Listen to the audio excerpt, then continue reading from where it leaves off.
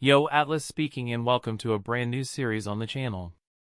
What if I was reborn in one piece as a civilian with the Saitama system, joining the Marines and becoming their one-punch hero? Synopsis: this story follows a powerful young man named Byakuya who possesses overwhelming strength and a unique system that grants him rewards and abilities. He rises through the ranks of the Marines while secretly building his own hidden organization called Knight. As he grows stronger, Byakuya begins influencing major events in the world, challenging both pirates and the world government. His dual identity as both a Marine and an underworld leader shocks everyone and changes the balance of power. Using his system, he gains followers, collects resources, and becomes one of the most dangerous figures in the world. Eventually, he sets his sights on reshaping the era of pirates and confronting the highest authorities. Make sure to check out the author linked in the description, and without further ado, let the tale begin. Chapter 1: One Punch Man System. East Blue, Squall Island Marine Branch Base. 98, 99, 100. Byakuya finished his 100 squats, his legs trembling as he struggled to stand up, wiping away sweat. Phew, just 100 push-ups left. After the push-ups, I can finally activate the system. Ever since he crossed over 3 years ago, he had taken on the identity of a deceased Marine soldier's son. As is typical for transmigrators, Byakuya naturally possessed a cheat system, the One Punch Man template system. In the One Punch Man world, Saitama, the protagonist, belonged to the ceiling level of strength. In that world, anyone's strength paled in comparison to Saitama's, as distant as millions of galaxies or even the universe. The force of Saitama's full-powered punch could even pierce through the planet. His speed was such that he could travel from Earth to the Moon in just a few breaths. Compared to the power levels in the pirate world, it was incomparably higher. This cheat system was ridiculously powerful. However, activating the One Punch Man template system required some annoying conditions. Byakuya had to follow Saitama's training regimen: 100 push-ups, 100 sit-ups, 100 squats, and a 10-kilometer run every day. He had to do it all, without fail, for 3 years straight to successfully activate the system. Thus, for the past 3 years, Byakuya has been diligently working to meet his training goals. But such exercise levels in the pirate world had only a minimal effect. Due to the system's rules, Byakuya hadn't participated in the training expected of Marine soldiers. This meant that Byakuya's strength had hardly improved over the past 3 years.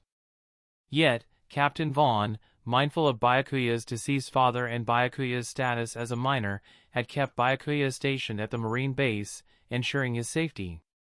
Over time, this naturally sparked dissatisfaction among some Marine soldiers. Plus, Lieutenant Commander Harley, who had always been at odds with Captain Vaughn, incited discontent among the soldiers, exacerbating the resentment throughout the Marine branch. Of course, Harley's actions weren't specifically targeting Byakuya, he simply aimed to stir up resentment against Captain Vaughn through Byakuya. Byakuya had heard countless mocking remarks like those just now. From initial anger to now calm composure, these words had toughened Byakuya's mentality immensely. Throughout these 3 years, Byakuya always knew what he wanted and what he needed to do. Today, the time for reaping the rewards had finally arrived. Last set of exercises: 1, 2, 99, 100.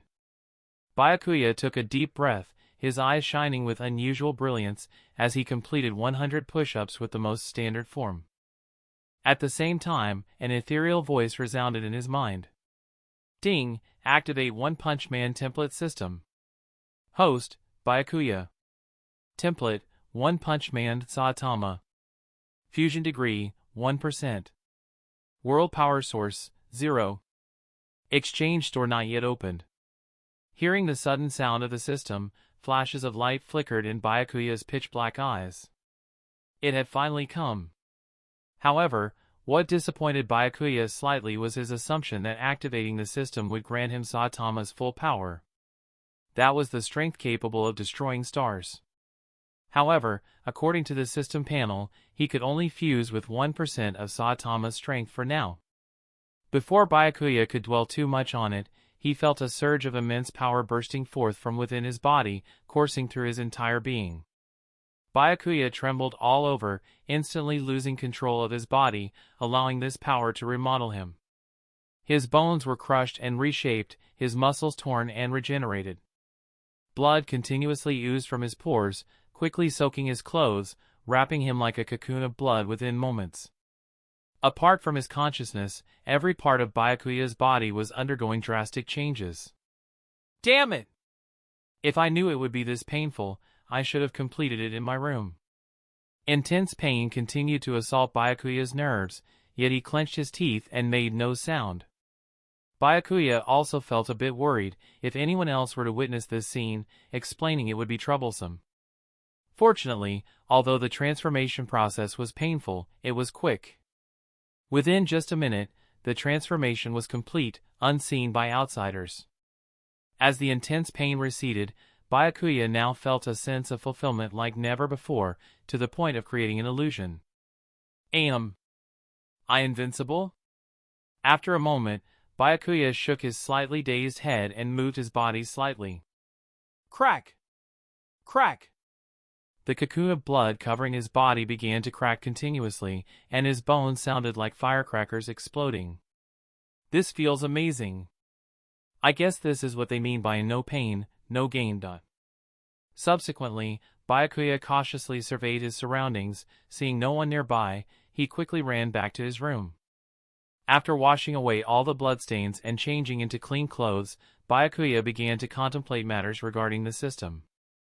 Byakuya had originally thought that after unlocking the system, he would be able to possess 100% of Saitama's strength. However, he ended up with only 1%. Nevertheless, Byakuya had anticipated this outcome. Although he didn't know how strong 1% of Saitama's strength would be in the pirate world. Based on Byakuya's insights gained during his 3 years in the Marines, it should at least surpass Captain Vaughn by quite a bit. That was good enough. Moreover, this fusion degree should be able to increase, and the method to increase it might lie within the world's power source. Byakuya quickly asked the system. At this moment, the ethereal sound of the system prompt resounded once again. World power source, the extent to which the host participates in altering the original plot of this world, as well as personal status, influence, and prestige, will increase the world power source. The world power source can be used to increase fusion degree, exchange items, and exchange subordinate characters. As Byakuya had expected, the appearance of the world power source was meant to help him increase his fusion degree. According to the system's explanation of the world power source, Byakuya also had his understanding. If the development in the anime belongs to the fixed development route of the original plot, then Byakuya's appearance is a variable. It means that the future direction will be different from the original plot. The greater the change, the more world power source Byakuya can harvest.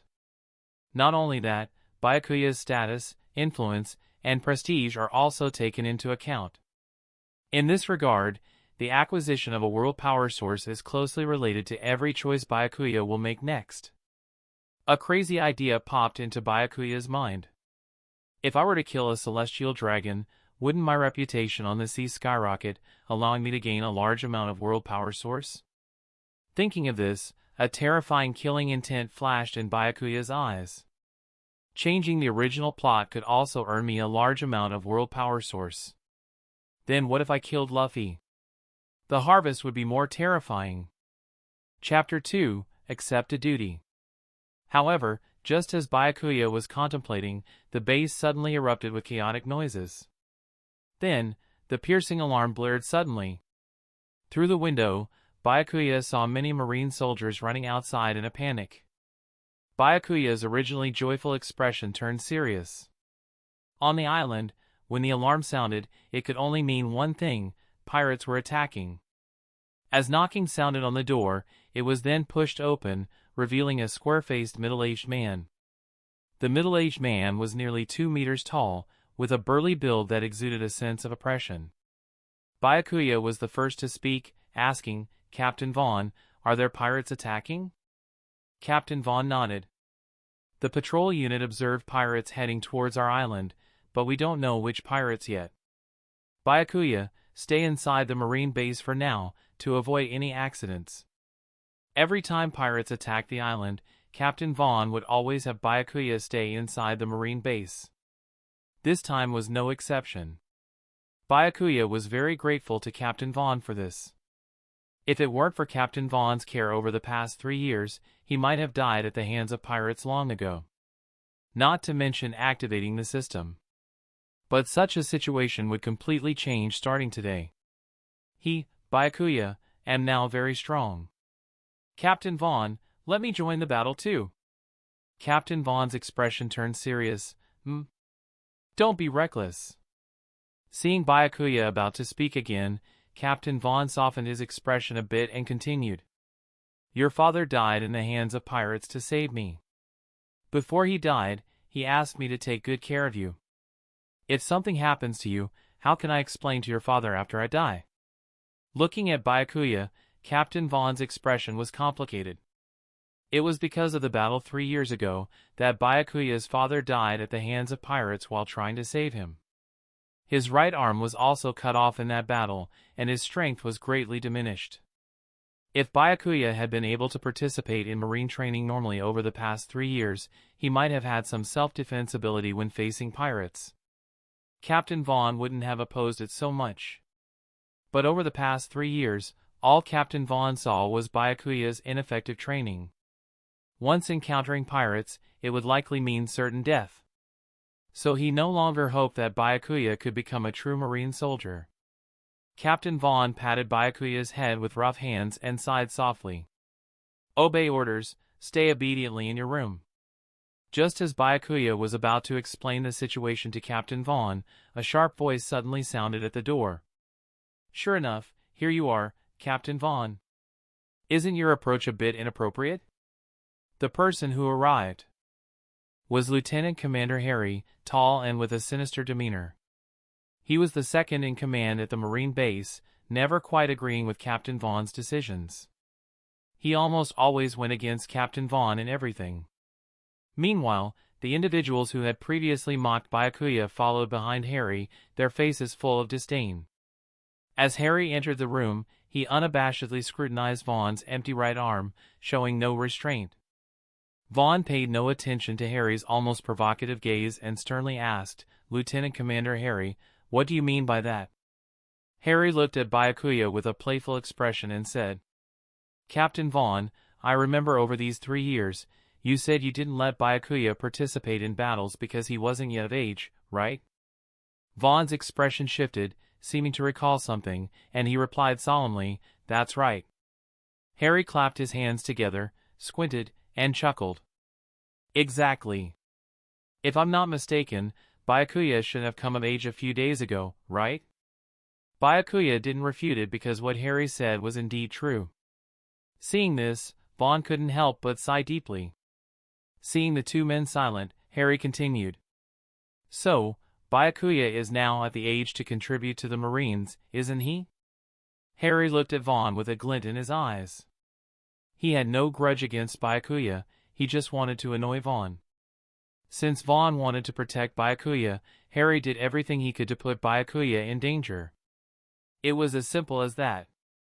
In his view, Vaughn, as a cripple, should have stepped down from the position of captain long ago. If you're not strong enough, step aside.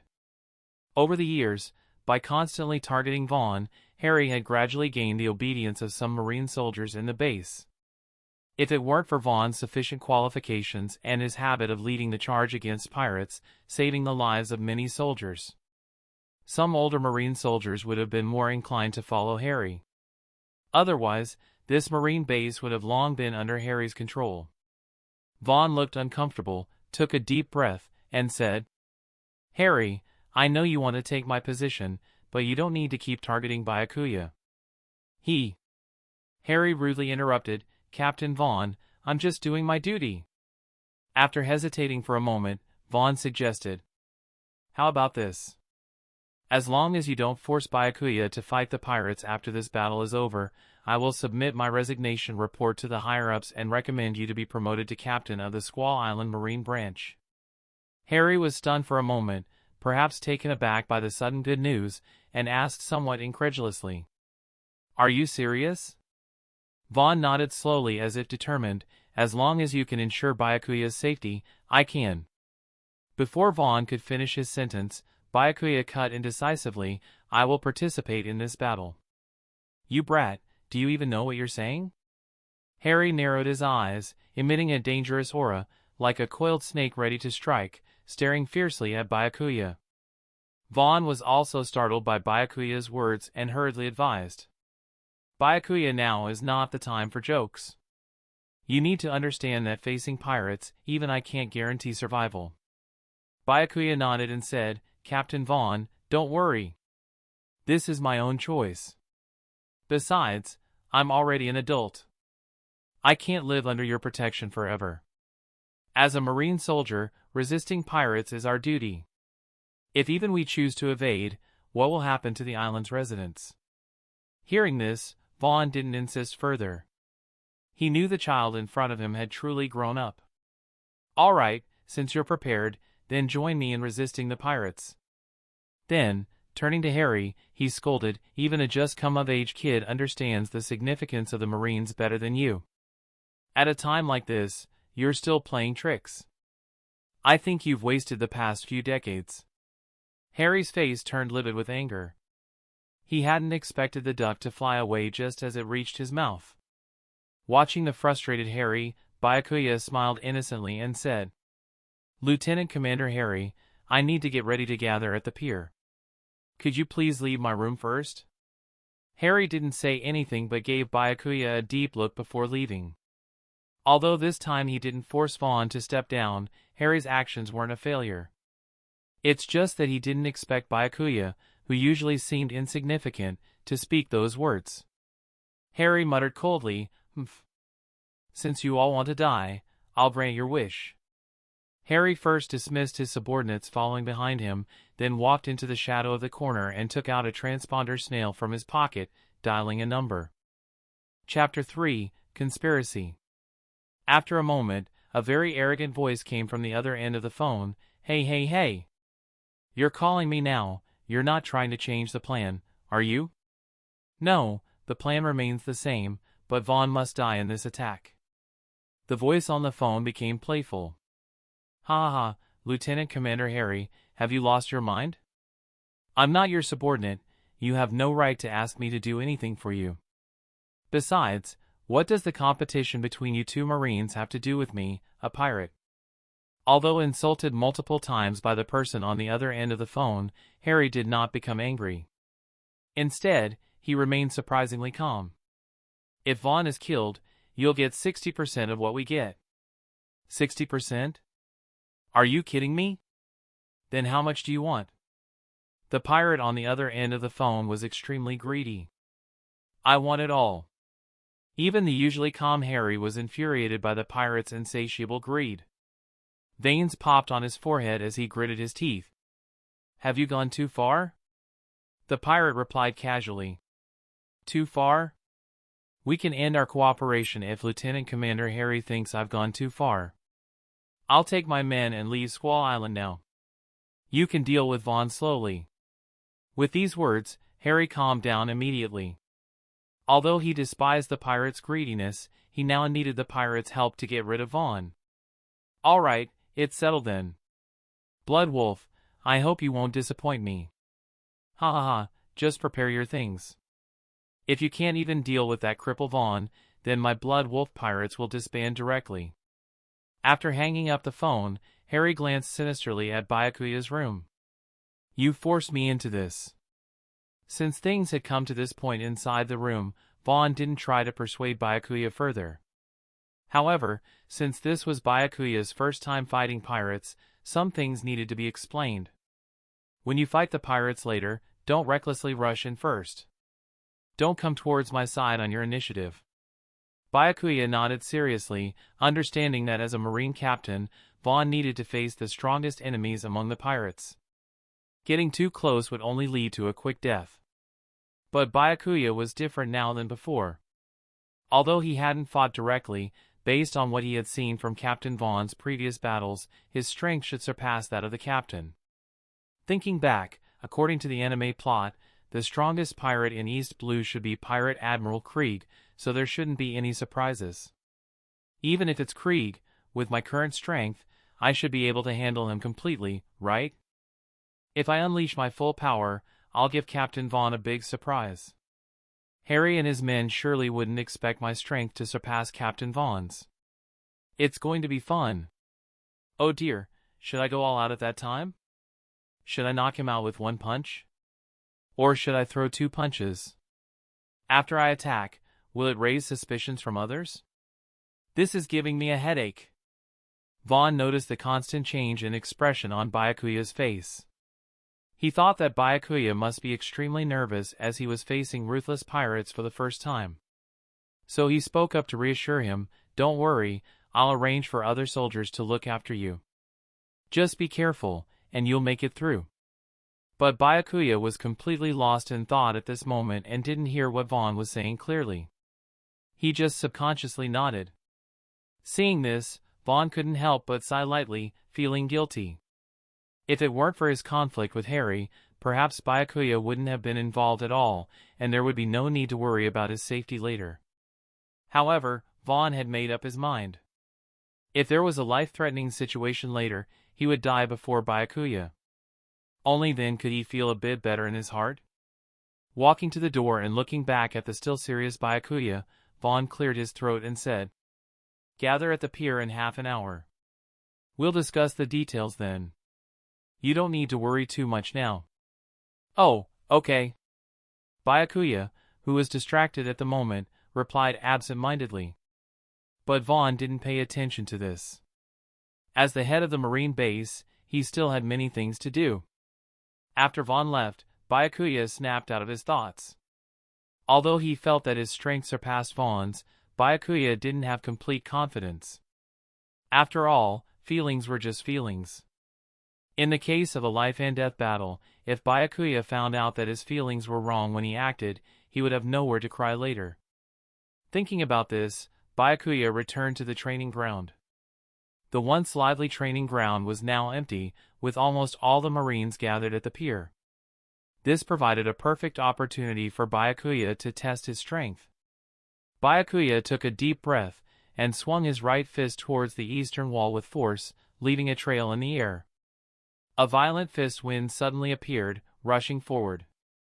The next moment, with a loud boom, the wall seemed to collapse instantly under the heavy blow, forming a gap over 3 meters wide. Cracks like spider webs spread all over the surrounding walls, on the verge of collapse. "This is so awesome!" Byakuya looked at his hands in disbelief, his face full of uncontrollable excitement. After being a waste for so many years, he finally turned the tide. When Byakuya arrived at the pier, all the soldiers from the Marine branch were there. However, the atmosphere seemed extremely eerie. The Marine soldiers present could be divided into 2 groups. Nearly 70% of them stood behind Harry, while the remaining 30% stood with Vaughn. From the number of people in each group, it was evident that Harry held absolute initiative. Although Vaughn was still the head of the Squall Island Marine Branch base, he was effectively powerless. Vaughn could only feel a sense of desolation seeing this situation. If it weren't for losing his right arm during the battle with pirates 3 years ago, resulting in a significant decrease in his strength. Meanwhile, Harry had steadily improved over the years, surpassing Vaughn in strength. He had also made great efforts to win over Marine soldiers and divide the power in Vaughn's hands. Otherwise, Harry wouldn't dare to be so arrogant in front of Vaughn. As the pirate ship approached closer and closer to the sea, Vaughn couldn't afford to think about these miscellaneous matters anymore. He shouted, "All Marine soldiers, listen up. When the enemy ship enters firing range, initiate the attack." However, the situation unfolded beyond Vaughn's expectations. Except for the soldiers behind him, those on Harry's side seemed as if they were under a petrification spell, standing motionless in place. Chapter 4: Bloodwolf Pirates. Vaughn's face instantly and his heart raging with anger. He could endure Harry's various disgusting antics on normal occasions. But he couldn't accept that Harry was still playing petty tricks when facing a critical situation like a pirate invasion. Vaughn's face turned livid as he rebuked, "Harry, what exactly do you mean by this?" Harry replied indifferently, "Nothing much. I just want to say that someone without the rightful strength shouldn't be sitting in positions they shouldn't. You see, most Marine soldiers understand this principle." A hint of killing intent flashed in Harry's eyes, and his words were full of threatening implications. However, at this moment, the pirate ship was getting closer and closer. They could even clearly see the blood-red wolf head flag fluttering in the wind on the mast, with the crimson mark on the wolf head seemingly painted with blood. "This is the flag of the Bloodwolf pirates. The Bloodwolf is here!"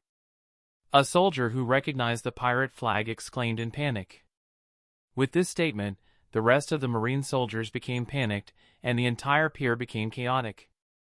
The soldiers wore expressions of fear, standing like statues, and some couldn't even hold their guns steady. If a fight were to break out later, based on their performance, they might accidentally shoot their comrades. Even Vaughn looked somewhat fearful, subconsciously gripping the sword at his waist with his remaining left arm. Seeing the panicked expressions of everyone, Byakuya asked in confusion, "Who is this Blood Wolf? Is he very powerful?" Vaughn nodded heavily.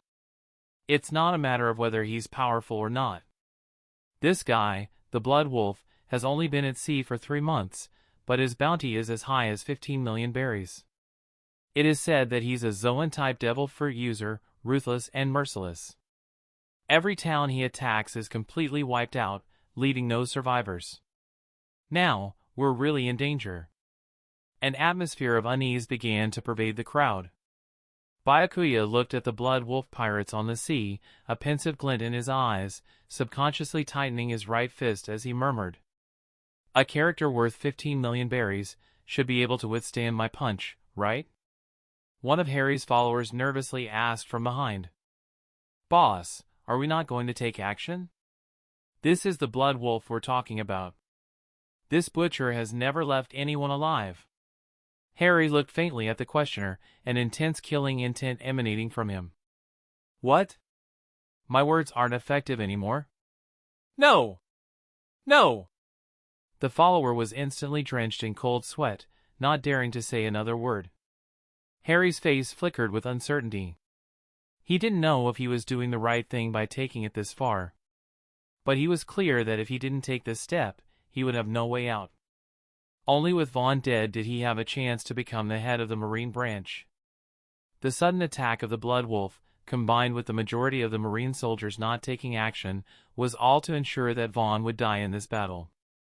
Once Vaughn was dead, the Blood Wolf would surely be injured, allowing Harry to kill him, demonstrate his strength, and solidify his reputation.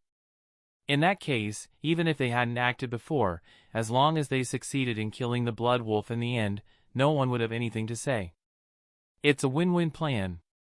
As for what was said before, about giving all the plundered goods to the Blood Wolf, it was all just talk. When the Blood Wolf dies, would they still need to hand over those things to him? However, just as Harry was planning in his mind, shouts suddenly came from the direction of the Blood Wolf pirates. "Lieutenant Commander Harry, didn't you say you were going to join forces with us to deal with Vaughn? I'm here now, aren't you going to show your stance?" The Blood Wolf's arrogant words spread across the entire coast. "What? Lieutenant Commander Harry, is this true? Can't be."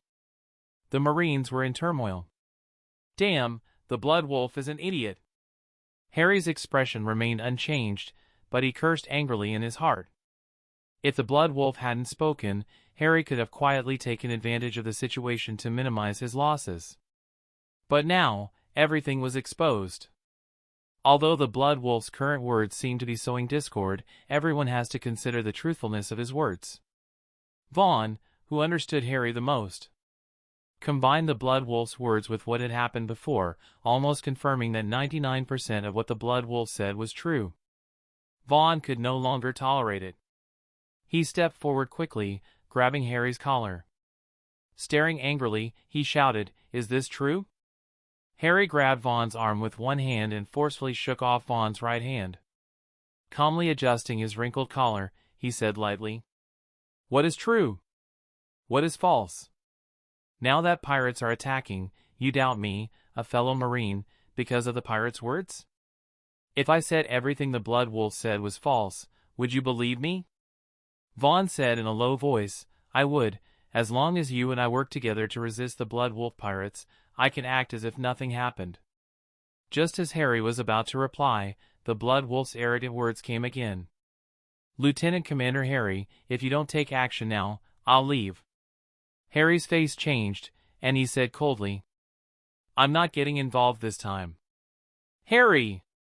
Vaughn looked shocked, his eyes full of disbelief. You're colluding with pirates. Harry didn't mince words and interrupted. Captain Vaughn, speaking requires evidence. Which eye of yours saw me colluding with pirates? When the report is written after the battle, it will only say that Captain Vaughn died in an attack by the Bloodwolf pirates, while Lieutenant Commander Harry led the Marines to successfully repel the Bloodwolf pirates. You! Vaughn was furious, wishing he could kill Harry right then and there if the Bloodwolf pirates weren't right in front of them. The Bloodwolf looked at the chaotic scene among the Marine soldiers on the shore, showing a smug smile. Harry used him as a pawn, and he was also using Harry as a pawn. If he were to face Harry and Vaughn alone, there would be almost no chance of winning. But now, things were different. Squall Island was relatively wealthy among the surrounding islands, and the Bloodwolf had been eyeing it for a long time. When the time comes, first deal with Vaughn. Even if Harry is ready to play dirty, it will depend on who has the stronger hand. The Bloodwolf doesn't think he'll lose. The situation is clear now. Harry and the Bloodwolf are teaming up to get rid of Vaughn. The gap in strength between the two sides is too great. Vaughn's current situation could be described as hanging by a thread, and even so, it's still giving him too much credit. Even at this stage, Harry doesn't forget to further undermine Vaughn. He speaks up and threatens the soldiers behind Vaughn. After all, we're all Marines. I can now offer you a chance to live. As long as you stand in the ranks behind me, I can spare your lives. Chapter 5, Showing Strength. Even if some soldiers were unwilling to join forces with pirates, in such a situation, their only choice to survive was to align with Harry. Moreover, Captain Harry did not explicitly state that he was allied with the Bloodwolf. Besides, Captain Harry was the second in command at the Marine base, so joining him couldn't be considered a betrayal. With this self-deceptive mindset, many people immediately made their choice. Those behind Harry remained unmoved, while nearly 2/5 of Vaughn's soldiers switched sides with Harry. Among those who left, some stood at the rear of Harry's ranks, too afraid to look Vaughn in the eye, while others appeared relieved as if they had narrowly escaped a disaster. In a moment, only less than 10% of soldiers remained behind Vaughn, mostly comprising veterans who had followed Vaughn for years. Vaughn watched the departing soldiers with a complex expression, his will somewhat diminished, but he didn't utter a word of dissuasion. He had no right to ask others to sacrifice their lives for him. Harry looked at the dejected Vaughn and laughed arrogantly. Ha ha ha, you made the right choice because only this way can you save your lives. For Harry, the situation was becoming increasingly favorable. Byakuya sighed as he observed the complex situation before him. Everyone thought they were on the second level while others were on the first. Harry and the Bloodwolf were scheming against each other, but in reality, as long as one's strength was sufficient, any amount of scheming would be in vain.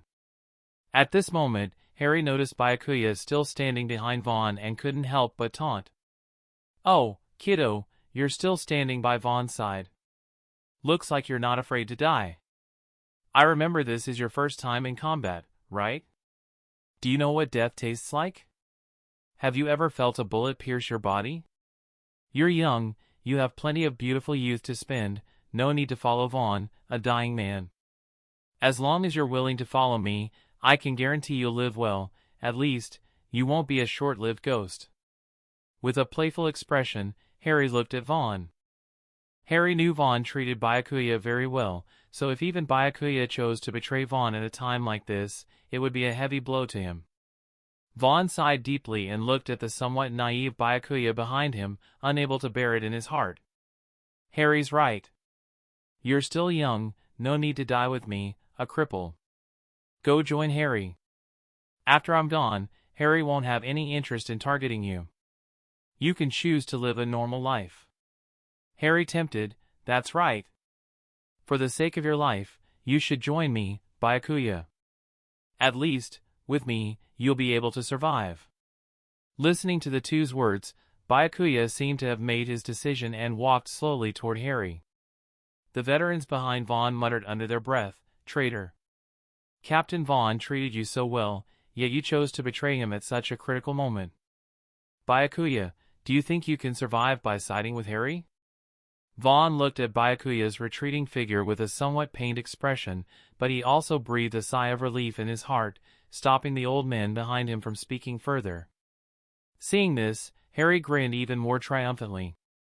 Ha ha, Vaughn, look at this. Even Byakuya, whom you've looked after for so many years, chose to betray you. How incompetent can a Marine captain like you be? Just as the two sides were arguing incessantly, Byakuya, halfway there, suddenly stopped. Byakuya said calmly, Lord Harry, don't you feel like a clown yourself? I was still considering how to justify killing you, but it turns out you handed me the reason yourself. Conspiring with pirates to harm a Marine captain, such a serious crime, wouldn't it be justifiable to kill you on the spot? As soon as Byakuya said this, the whole place fell silent. Harry looked into Byakuya's calm eyes, feeling an inexplicable sense of palpitation in his heart. Vaughn was also startled by Byakuya's arrogant words. Harry's lackeys behind him stepped forward, pointing their guns at Byakuya, disdainfully saying, Heh, you worthless piece of trash, dare to talk big. If Captain Harry didn't want to spare your life, I would have killed you right in. Before the words even finished, Byakuya suddenly exerted force with his legs, and with a boom, two craters appeared on the ground, and his figure disappeared from everyone's sight. Byakuya's speed was so fast that there was only a residual image, and even Harry couldn't catch Byakuya's position. The next moment, Harry felt a warm sensation on his right cheek. Mechanically turning his head, he saw the soldier who had spoken earlier had turned into a headless corpse. The warm sensation on his face was the blood splattering onto it. Under the blowing sea breeze, the blood mist fell on the faces of the soldiers behind him. The headless corpse collapsed with a thud. The scene fell into a deathly silence. No one had expected Byakuya, who was usually seen as worthless, to be so powerful. Lord Harry, haven't you taught him not to interrupt when adults are speaking? Byakuya stood beside Harry, wearing an innocent smile on his face. A few drops of crimson blood splattered on his fair complexion, making him look extremely terrifying. How is this possible? Harry instinctively took a few steps back, trembling as he uttered these words as if he had exhausted all his strength. Your strength? How can it be so strong?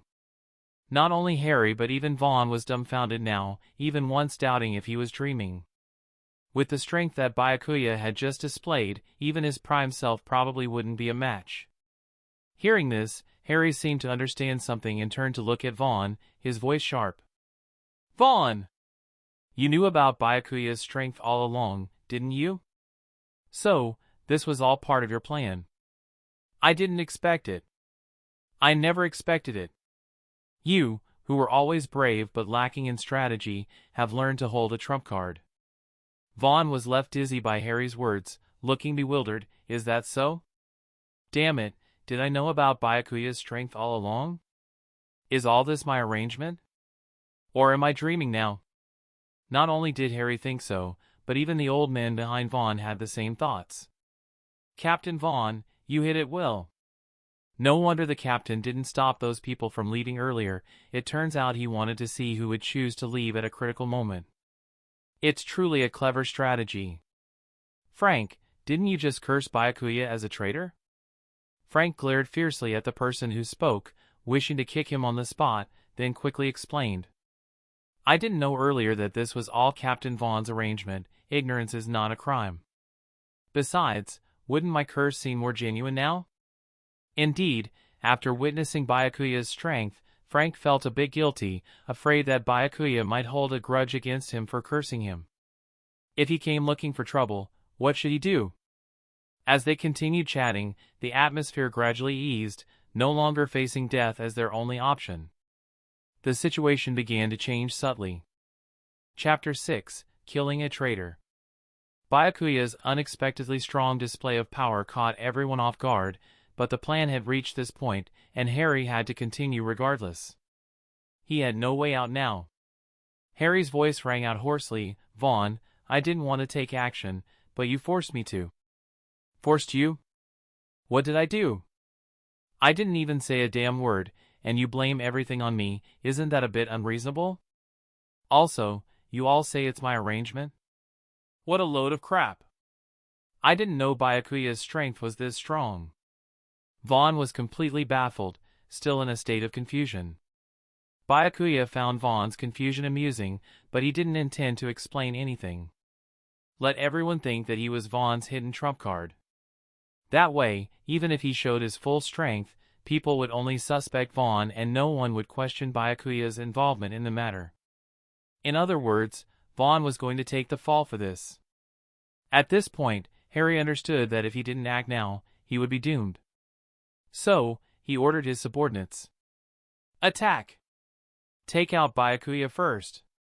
Then, he shouted towards the shore. "Bloodwolf, I've made my move as agreed, now it's your turn." Hearing Harry's urgent tone and seeing the chaos on the shore, Bloodwolf's face twisted into a bloodthirsty grin. "Boys, get ready to reap the fruits of victory." Almost every pirate on Bloodwolf's ship had blood on their hands from multiple kills. Hearing that they could finally start killing again, they became excited, their eyes bloodshot. "Rest assured, boss. It's been days since I killed someone, and I'm itching for it. Killing people, that's what we're best at." The vice captain by Bloodwolf's side asked in a low voice, "Boss, are we going to kill all the Marines?" Bloodwolf replied calmly, "First, take out the Marines on Vaughn's side, then we'll deal with the ones on Harry's side." "But, boss, didn't you agree with Harry?" Bloodwolf glanced at the vice captain, disdainful. "We're pirates, do we have to uphold agreements with the Marines? Let's do something big. Once we take out both sides, the entire Squall Island will be ours." The vice captain nodded without saying more, then began arranging the crew to launch the attack.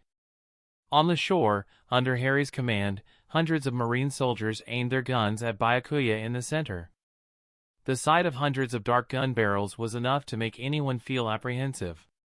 However, Byakuya remained unmoved, showing no sign of panic on his youthful face. This scene made Vaughn feel a pang of bitterness, but he also felt worried about Byakuya's safety. Vaughn spoke up to stop Harry. "Harry, don't keep making mistakes. If you're willing to join forces with me against the pirates, then, we can pretend this never happened." When Harry heard Vaughn willing to let him go, he first froze, then sneered.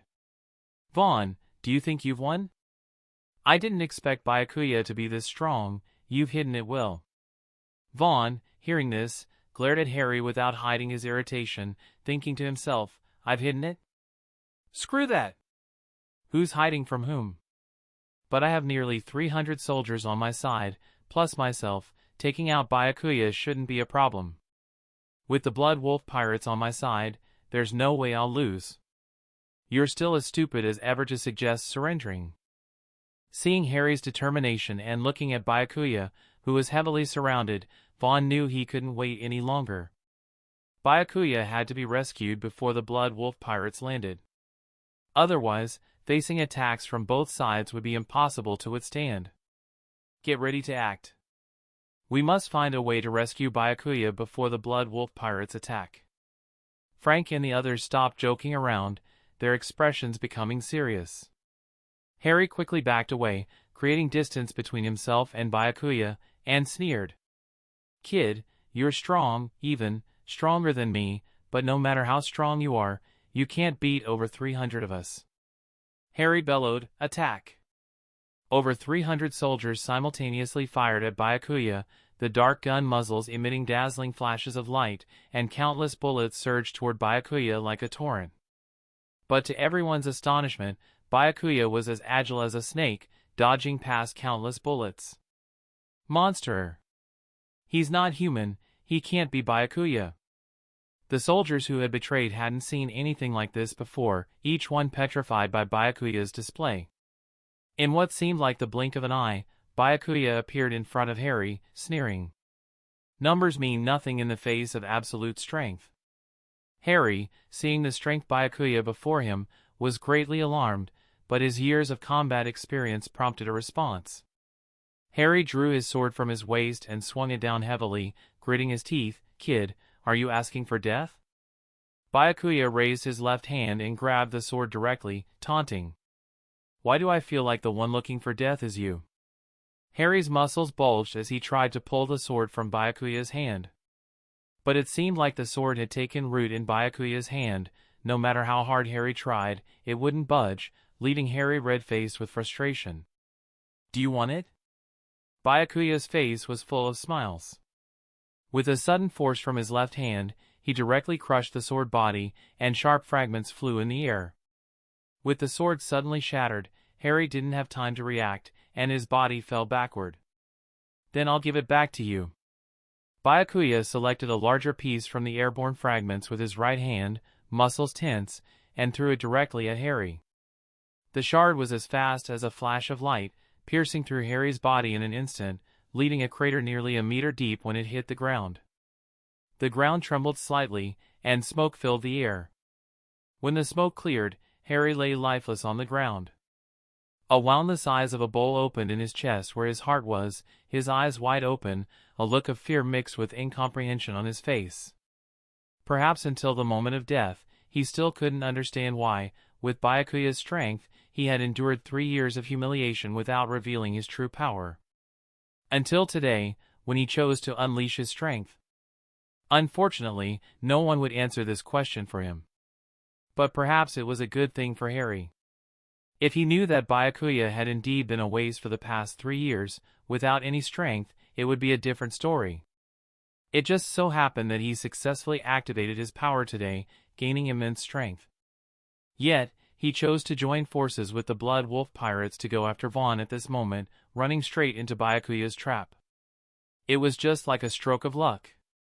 If he knew the truth, Harry might have performed resurrection right then and there, coming back to life from sheer anger. Chapter 7, Catching the Pirates. From Byakuya stepping out towards Harry to successfully killing him, less than 5 minutes had passed. But in these 5 minutes, the situation underwent a complete upheaval. The mood of everyone was like riding a roller coaster, full of ups and downs. Before, it was Vaughn's side in ambush and Harry's side rising, but now it had become Vaughn's side rising and Harry's side falling.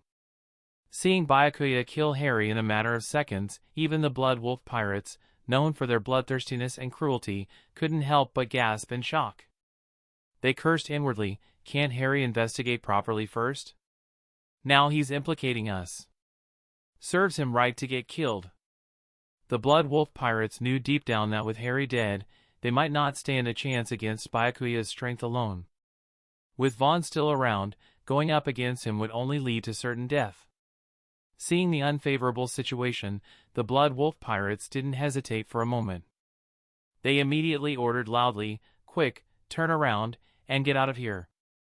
"Yes, yes. Quick, turn around." Even the Bloodwolf pirates were terrified, let alone their crew members. As the ship approached the shore, they made a sudden 180-degree turn and accelerated away in the opposite direction. Earlier, they had hoped the ship would go faster to land sooner, slaughter the Marines, and plunder the money. Now, they wished the ship had wings to fly them farther away from that dangerous man as soon as possible. If you don't drop dead from fright on the spot, you're considered mentally tough. On the coast, the soldiers who had stood behind Harry were all scared speechless, not daring to breathe. At this moment, an ethereal voice suddenly sounded in Byakuya's mind. Received 1 point of world source energy. Can it be like this? Byakuya was stunned. He hadn't expected that killing trash like Harry would also earn him world source energy. It was truly a pleasant surprise. Byakuya immediately shifted his gaze to those betrayed soldiers. Lieutenant Commander Harry only gave 1 point of world source energy, and these soldiers combined probably don't have much world source energy either. But even a mosquito, no matter how small, is still meat. For such traitors, Byakuya had no psychological burden when it came to killing them. After all, this was precious world source energy. The over 300 Marines surrounded by Byakuya seemed to sense the killing intent emanating from him. Coupled with the terror of Byakuya's strength, they were even more frightened, unable to stand steadily. Just as Byakuya was about to take action, he heard Vaughn shout, "Not good, that guy Bloodwolf wants to run." Byakuya turned his head to see the pirate ship getting farther and farther away. Normally, Byakuya wouldn't bother chasing after the Bloodwolf pirates if they ran. But since killing also earned him world source energy, he couldn't let the Bloodwolf pirates escape. "Captain Vaughn, keep an eye on these scoundrels colluding with the pirates, don't let them escape." "I'll handle the Bloodwolf." Vaughn nodded. "That's no problem, but the Bloodwolf is several miles away from us now. If we set sail to chase them, we probably won't catch up, right?" After witnessing Byakuya's strength, Vaughn felt much more relieved. Byakuya was no longer the child he needed to worry about. Byakuya chuckled, "That's simple." Leaning forward, he exerted force with his legs, then shot up like a bullet, soaring into the air. As Byakuya rose, the ground trembled slightly, and waves rippled on the nearby sea. "This kid's strength is ridiculously strong." Vaughn stared blankly at Byakuya's disappearing figure. Then he thought again and pondered, why is this kid's strength so strong? Could it be the training method used by Byakuya? When I get back, I'll give it a try and promote this method, see if we can also cultivate a few strong ones. The Bloodwolf looked back at the increasingly distant Squall Island, gradually feeling relieved. "Damn it, I didn't expect there would be such a strong person in the Marines. Luckily, I ran fast," the Bloodwolf said with relief on his face. The first mate, still trembling, said, "Yeah. Who would have thought there would be such a fierce person on Squall Island? I went for nothing, didn't gain any benefits, and almost lost my life. I've been at sea for 3 months, when have I ever suffered such a loss?" A subordinate stepped forward and asked, "Boss, where are we going now?" "Just find a nearby island, I'm full of fire now and need to vent." The Bloodwolf impatiently waved his hand, his face full of uncontrollable madness. He's chasing us." At this moment, a subordinate suddenly let out a chilling scream. Dozens of pirates screamed like frightened girls, their faces pale. If you didn't know any better, you'd think they were innocent victims. The Bloodwolf looked back at the sky, his pupils shrinking slightly. There was a small shadow blocking the direct sunlight in the sky. Upon closer inspection, that shadow turned out to be Byakuya, who had killed Harry just 3 seconds ago. Even the Bloodwolf, who had killed countless people, felt extremely frightened after witnessing such a swift death. The Bloodwolf immediately roared, "Damn it! That kid dares to catch up. Notify the helmsman to change direction quickly and increase the speed to the maximum. Quick! Quick! Change direction!" The entire ship instantly changed direction and began moving rapidly to the right. Seeing this, Byakuya sneered, "Run? Not a single one can escape." As he descended, Byakuya heavily stepped on the water's surface, causing a water pillar several meters high to erupt from the sea. The entire person soared into the air again. A few seconds later, Byakuya landed at the bow of the ship with a loud bang, almost capsizing the entire ship. The members of the Bloodwolf pirate crew watched in horror as Byakuya appeared, and a terrifying sense of despair eroded their rationality.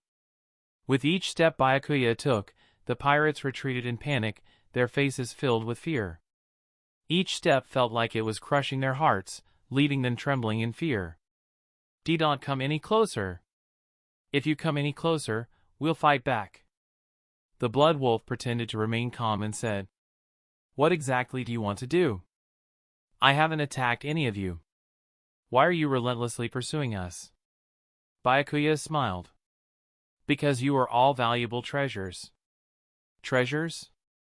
The Bloodwolf's eyes lit up, feeling a pang of pain. I'm willing to give you all the treasures on this ship, just please spare our lives. In the Bloodwolf's eyes, preserving a life was more important than anything else. As long as they were alive, they could always reclaim the lost belly. They could even seek revenge for today's grudge. Chapter 8: Killing the Pirates.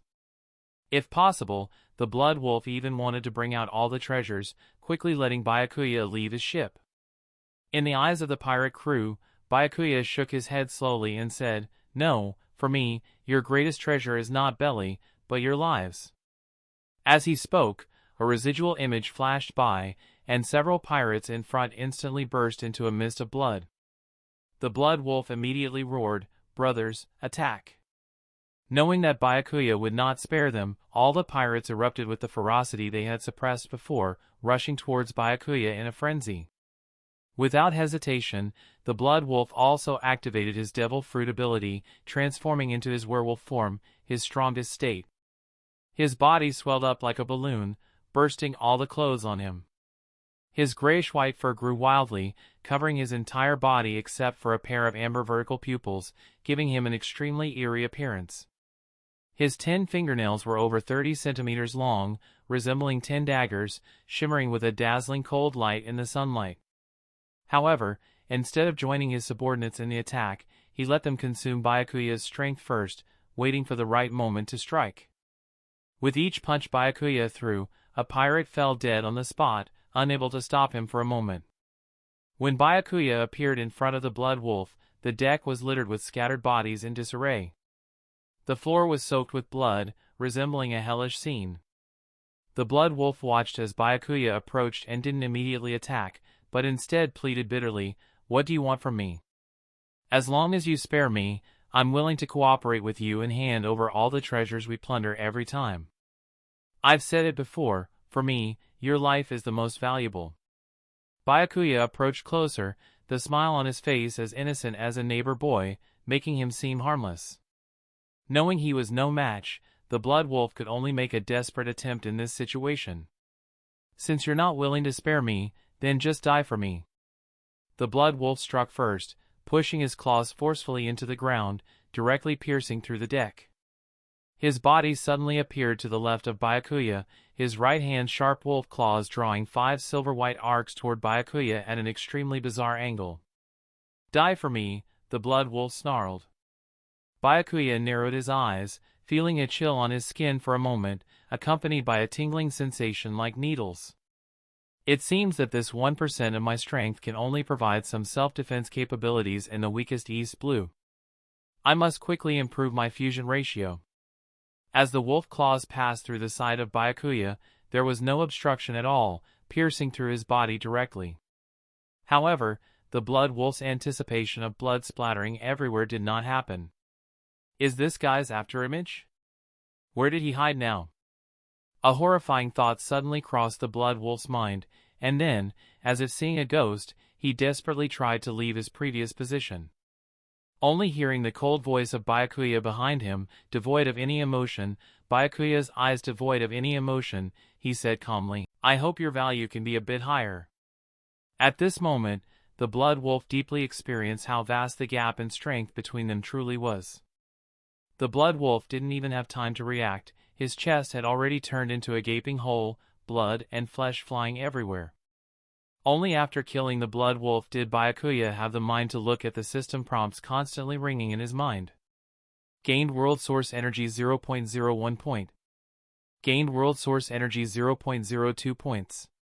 Gained world source energy 0.01 point. Gained world source energy 2 points. 0.01? 2? Isn't this too little? The Bloodwolf, at the very least, is a devil fruit user, with a bounty of 15 million belly. Byakuya frowned and opened the system panel. Host, Byakuya. Template, One Punch Man Saitama. Fusion ratio, 1%. World source energy, 4. Exchange shop not opened. At that moment, Byakuya even doubted if the system had taken a kickback. My goodness, killing 50 or 60 people only gets me 4 points of world source energy. Are lives really this worthless? System, how much world source energy do I need to increase the fusion ratio and open the exchange shop? To increase the fusion ratio from 1% to 2%, it requires world source energy, 10. To open the exchange shop, it requires world source energy, 100. Seeing these huge values, Byakuya felt like his trigeminal nerve was hurting. This journey is a long one. Fortunately, Byakuya's current strength is sufficient. There's no need to rush for the time being. Later on, Byakuya discovered more than 20 million belly in the Bloodwolf's bedroom, as well as treasures worth 7 to 8 million belly. TSK, even such trash can loot this much wealth. No wonder most people want to become pirates. With a wave of his hand, he stored all the belly and treasures in the system space. Then, with a few punches, he sank the ship and returned to Squall Island. Seeing Byakuya return so quickly, Vaughn was somewhat surprised and took the initiative to greet him. All taken care of? Yeah, all killed, Byakuya nodded. Hearing this, Vaughn couldn't help but feel shocked. He thought Byakuya might be able to kill a few small fry when he caught up. After all, it was a complete pirate crew. But who would have thought Byakuya would kill them all, not letting a single one escape? Byakuya didn't pay attention to Vaughn's expression but instead pointed to the more than 300 Marines being detained and asked, "What's the plan with these guys?" Hearing that they were going to be dealt with, many soldiers pleaded. "Captain Vaughn, I've been with you since I joined the Marines. I've killed over a dozen pirates. Please spare me this time. Captain, I was just deceived by Harry.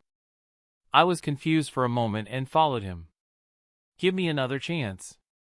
Yeah, my family is still on the island. My child is only 3 years old. I just want to protect the island residents." Hearing the soldiers' pleas, Vaughn looked embarrassed and paused before saying, "I haven't figured it out yet. After all, these are soldiers we've trained together for many years. Before, we all fought against pirates together, which was commendable for Squall Island." Over 300 soldiers heard Vaughn's words and couldn't help but breathe a sigh of relief, their faces showing expressions of relief. Especially those who followed Harry for many years, constantly humiliating Byakuya and others in recent years, were particularly relieved. Some of them glanced up at Byakuya with flickering eyes, a mixture of fear and resentment. In their eyes, if it weren't for Byakuya suddenly showing astonishing strength and killing Harry, how could they have ended up in their current situation? But when Byakuya looked at them, those few quickly lowered their heads, fearing that Byakuya would see their dissatisfaction. Byakuya withdrew his gaze and smiled. "Captain Vaughn, since you're unsure how to handle this, let me take care of it, all right?" After some thought, Vaughn said, "I am a bit tired now, so I'll leave this matter to you to decide." "Don't worry, I'll handle it." Chapter 9, Marine Ensign. Byakuya walked slowly toward the detained soldiers, a bloodthirsty smile on his face. He spoke coldly. "Open fire and kill all these people." "What?" Everyone present looked at Byakuya with incredulous eyes. Even Vaughn, who had already left, stopped in his tracks. Is Byakuya going to kill them all?" The soldiers responsible for the execution around were stunned. These soldiers in front of them might have been joking and laughing with them just yesterday, calling them brothers. Today, they were going to kill them all. This kind of contrast was not something everyone could accept. Byakuya didn't hesitate to mock. "If I hadn't stepped forward to kill Harry, it would be you guys who were being decided on life and death now. Do you think they would spare you back then? I didn't expect you guys to hesitate now. I don't know what to say." Byakuya's words echoed clearly in everyone's ears. Vaughn knew Byakuya was right. If Harry had won this time, based on what they knew about Harry's collusion with the pirates, Harry would never have spared them. But knowing all that, Vaughn still couldn't bring himself to choose to kill all these over 300 soldiers. After all, some of the soldiers still had their loved ones on Suki Island. If they were executed, how would Vaughn face their families? Ahem. "Byakuya, come here for a moment." Byakuya looked at Vaughn's conflicted expression and knew Vaughn couldn't bring himself to be ruthless. Byakuya, are you planning to execute them all? Of course, they have all betrayed us. If they can betray once, they can betray again. Keeping them will only cause more trouble. It's better to solve them all at once this time. But, if we kill them all, the strength of our marine will be weakened by more than half. If more pirates are invading. Vaughn felt something was wrong as he spoke. As long as Byakuya was here, whether or not there were marine soldiers on the island wouldn't make much difference. Vaughn looked up at Byakuya's expression, which seemed like he wanted to laugh but didn't dare to. He couldn't help but pat Byakuya on the back of his head in annoyance. So this kid understood everything. He was waiting to see Vaughn make a fool of himself because he knew Vaughn couldn't bear to kill everyone. Byakuya, tell me honestly, are you planning to get rid of them all? Byakuya nodded, but seeing Vaughn's conflicted expression, he couldn't help but speak up. Captain Vaughn, if you really can't bear it, we can just kill some of them and let the others go. Those who have been with Harry from the beginning must be dealt with.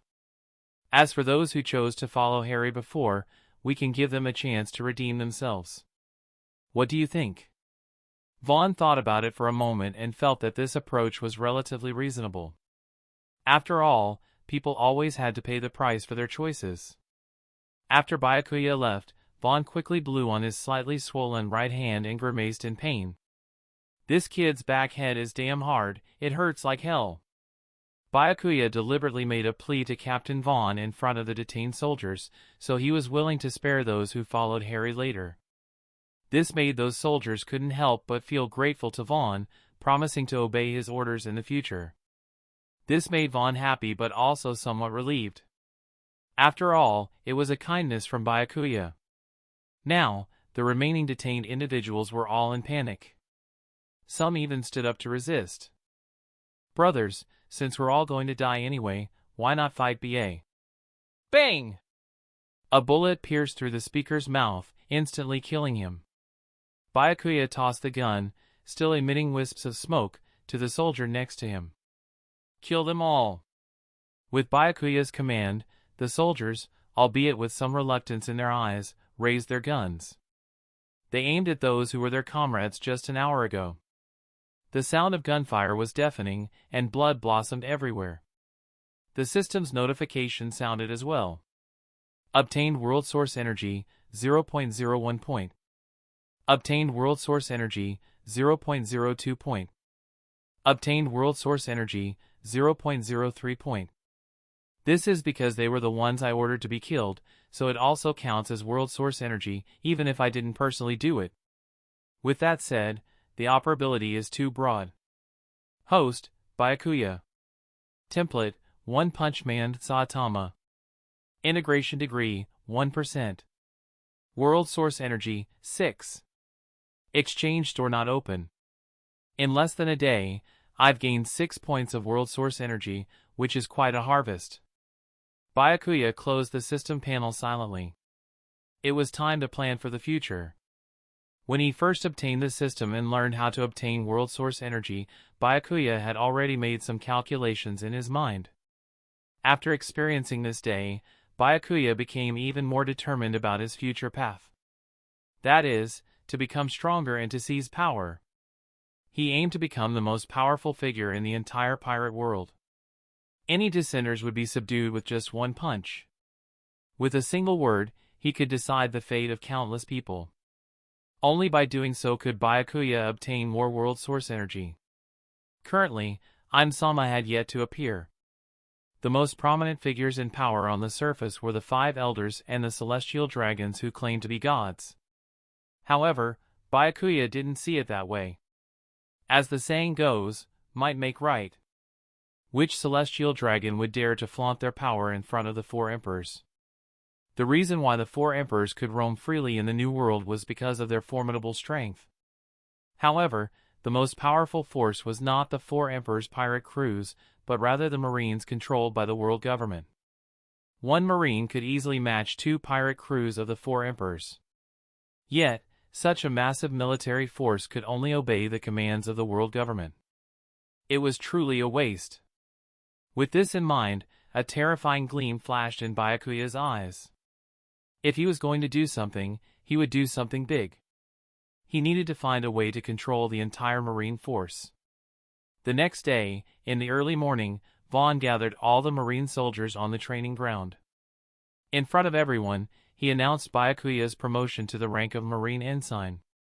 At the same time, the voice of the system echoed in Byakuya's mind. Congratulations to the host for becoming a Seaman 3rd class, gaining 0.5 points of World Source Energy. Congratulations to the host for becoming a Seaman 2nd class, gaining 1 point of World Source Energy. Congratulations to the host for becoming a Seaman 1st class, gaining 1.5 points of World Source Energy.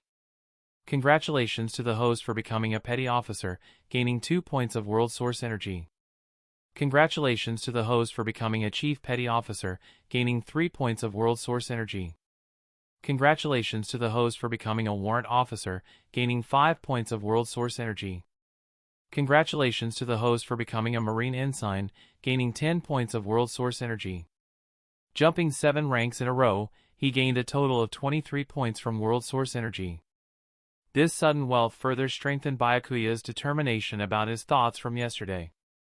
Chapter 10, Alvida Pirate and Kobe. After the meeting, Vaughn pulled Byakuya aside. Last night, I reported everything that happened here. It's said that Vice Admiral Enigmo from headquarters is very interested in you and is willing to recommend you to the elite training camp at Marine headquarters. So, let me ask for your opinion. Vice Admiral Enigmo, among the Vice Admirals, is one of the top figures. He belongs to the hawkish faction, much like Akainu, and is known for his ruthless methods. Byakuya directly dealing with over 100 traitorous soldiers is something that would appeal to hawkish leaders. So, Byakuya wasn't surprised by this. The elite training camp? Seeing Byakuya hesitate, Vaughn quickly explained. Don't underestimate this elite training camp. Many high-ranking Marine officers have come from there. The current 3 admirals of the Marines are the most obvious examples. The instructors there include the former Admiral Blackarm Zephyr. With your talent and Zephyr's guidance, you might even become the next fleet admiral. Although Vaughn exaggerated the elite training camp, for Byakuya, it wasn't very appealing. Considering Byakuya's strength, his main method of advancement relies on the integration provided by the system. As long as he gains a large amount of World Source Energy, his strength can increase rapidly. Instead of playing childish games at the Marine Elite Training Camp, he should go kill pirates and find ways to improve his rank. Captain Vaughn, to be honest, I'm not very interested in the Marine Elite Training Camp. Vaughn continued to persuade. Those who come out of the Elite Training Camp are all talents cultivated by the Marines. Once they graduate, the lowest rank they hold is that of a captain. If you perform well, it's not impossible to directly become a commodore or even a rear admiral. Such a great opportunity, if missed, would be a pity. Upon hearing this, Byakuya was stunned. Without waiting for Vaughn to continue, he immediately said, "You're right. I'll pack my things now." With that said, he turned and went back to his room to pack his belongings, leaving Vaughn looking bewildered. What did I say right again? The key to changing Byakuya's mind was the change in status. Although it's said that as long as one's strength is strong enough, there's no fear of not being valued. But if we follow the normal procedure, Byakuya wanting to go from ensign to admiral step by step would take a very long time. But if Byakuya came out of the Marine Elite Training Camp, it would be different. It's like being gilded with gold. He would become a true insider. In the Elite Training Camp, many future elite leaders of the Marines can be recruited in advance.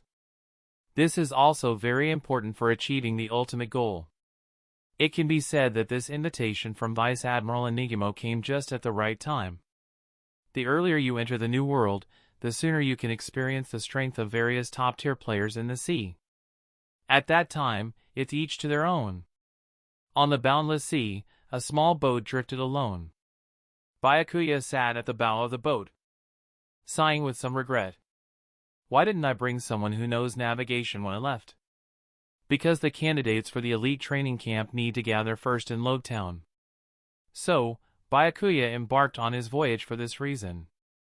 It has been 2 days since leaving Suki Island, and Byakuya feels like he's going around in circles. The nautical chart in his hand is as useless as scrap paper. Luckily, this is just the 4 blues. If it were the Grand Line, Byakuya couldn't guarantee that he would survive the terrifying natural disasters with his current strength. Host, Byakuya. Template, One Punch Man Saitama. Fusion degree, 2%.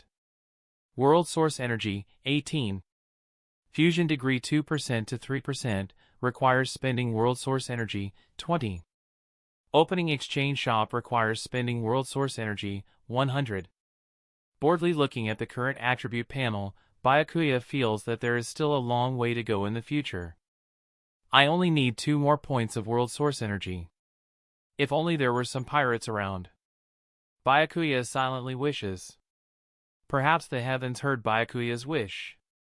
Not far away, a medium-sized ship flying a skull flag is heading towards Byakuya's location. Some pirates spot Byakuya's small boat and quickly report loudly. Captain Alvida, we've found a small boat ahead. Should we take care of it? Oh! A chubby figure appears at the bow of the ship, sinisterly saying, "We happen to lack a little helper on board. Charge up and tie that guy up." Due to excessive excitement, the flabby flesh on Alvida's ugly face keeps trembling. Small boat ahead, full speed ahead. At this moment, Byakuya has resigned himself to fate. Either wait for fate to bring someone or just go with the flow of the waves. After all, there is still more than half a month before the gathering time. Lying on the boat, crossing his legs, gazing up at the sky, he looks relaxed and content. But at this moment, the sound of a ship breaking through the waves enters Byakuya's ears. Byakuya's eyes light up, and he quickly follows the sound. Pirate flag, a skull with a red heart on top, and the bow of the ship is shaped like a swan. Why does it look so familiar? Then, a flash of insight crosses Byakuya's mind. This is a character from the anime. It's the Alvida Pirates. The Alvida Pirates, the first pirate crew Luffy encountered after setting sail. Captain Alvida is a grotesque and obese woman, resembling a shrunken version of Big Mom. Luffy and Kobe met because of the Alvida Pirates. At this point, Luffy should still have over a year before setting sail. So, Byakuya encounters the Alvida Pirates. It's his first encounter with characters from the anime. He can finally experience how changing plot points will bring about benefits. Byakuya vanished directly from the ship. When Byakuya reappeared, he was already on Alvida's ship. He looked at the little figure in front of him, with a mushroom-shaped head topped with cherry blossom pink, holding a broom in both hands, looking like a complete pushover. If I'm not mistaken, this should be Kobe, right? Kobe was instantly scared, backing away repeatedly, falling to the ground, holding his head, and crying out. "Who are you? Please don't hurt me, I'm just a poor errand boy." Byakuya chuckled. Just as timid as in the anime. Who's timid? Kobe buried his head in his arms, arguing indignantly. But his trembling body completely gave him away. You don't need to be afraid. My name is Byakuya, I'm a Marine. A Marine? Upon hearing Marine, Kobe immediately stood up excitedly. Are you a Marine? Who else would I be? Kobe grabbed Byakuya and said excitedly. Marine, sir, I have information to report. Kobe told Byakuya everything he had seen and heard on the ship. Don't worry, I'll take care of these pirates. Now, let's talk about your situation. After I deal with these pirates, are you planning to go home? Or? Kobe didn't hesitate at all and immediately replied, I'm ready to join the Marines. Are you sure? Of course, becoming a Marine is my lifelong dream. Chapter 11, Harvest. Under Alvida's orders, they approached the small boat where Byakuya had been. But upon closer inspection, no one was on the ship. Beautiful Captain Alvida, there's no one on this ship, the pirates quickly reported. Alvida was puzzled. How could this be? Did they abandon ship as soon as they saw us? Just as everyone was puzzled, a voice tinged with mockery suddenly came from the cabin. "Are you looking for me?" Byakuya pushed open the door and stepped out, with the meek Kobe following behind. When Byakuya saw Alvida, his expression changed drastically, his eyes twitching uncontrollably as he fought back the urge to vomit. He hadn't expected the real person to be even more exaggerated than portrayed in the anime. It was unbearable dealing with Alvida, who hadn't eaten the slip fruit. Alvida, seeing Byakuya suddenly appear, became wary. "Who are you? Weren't you just looking for me?" Byakuya reached into his pocket as if searching for something. This action startled the pirates on Alvida's crew. They thought Byakuya was reaching for a weapon and immediately aimed their knives at him. Even Alvida's plump hand tightened around her club, as thick as a thigh. She sensed an intense danger emanating from Byakuya. It felt like an invisible hand was choking her neck, suffocating her. Seeing everyone's reaction, Byakuya smiled warmly, his handsome face like a friendly neighbor's. "I'm just getting a cloth, no need to be nervous." Byakuya took out a light blue cloth from his pocket and blindfolded himself. Almost everyone was puzzled by Byakuya's actions.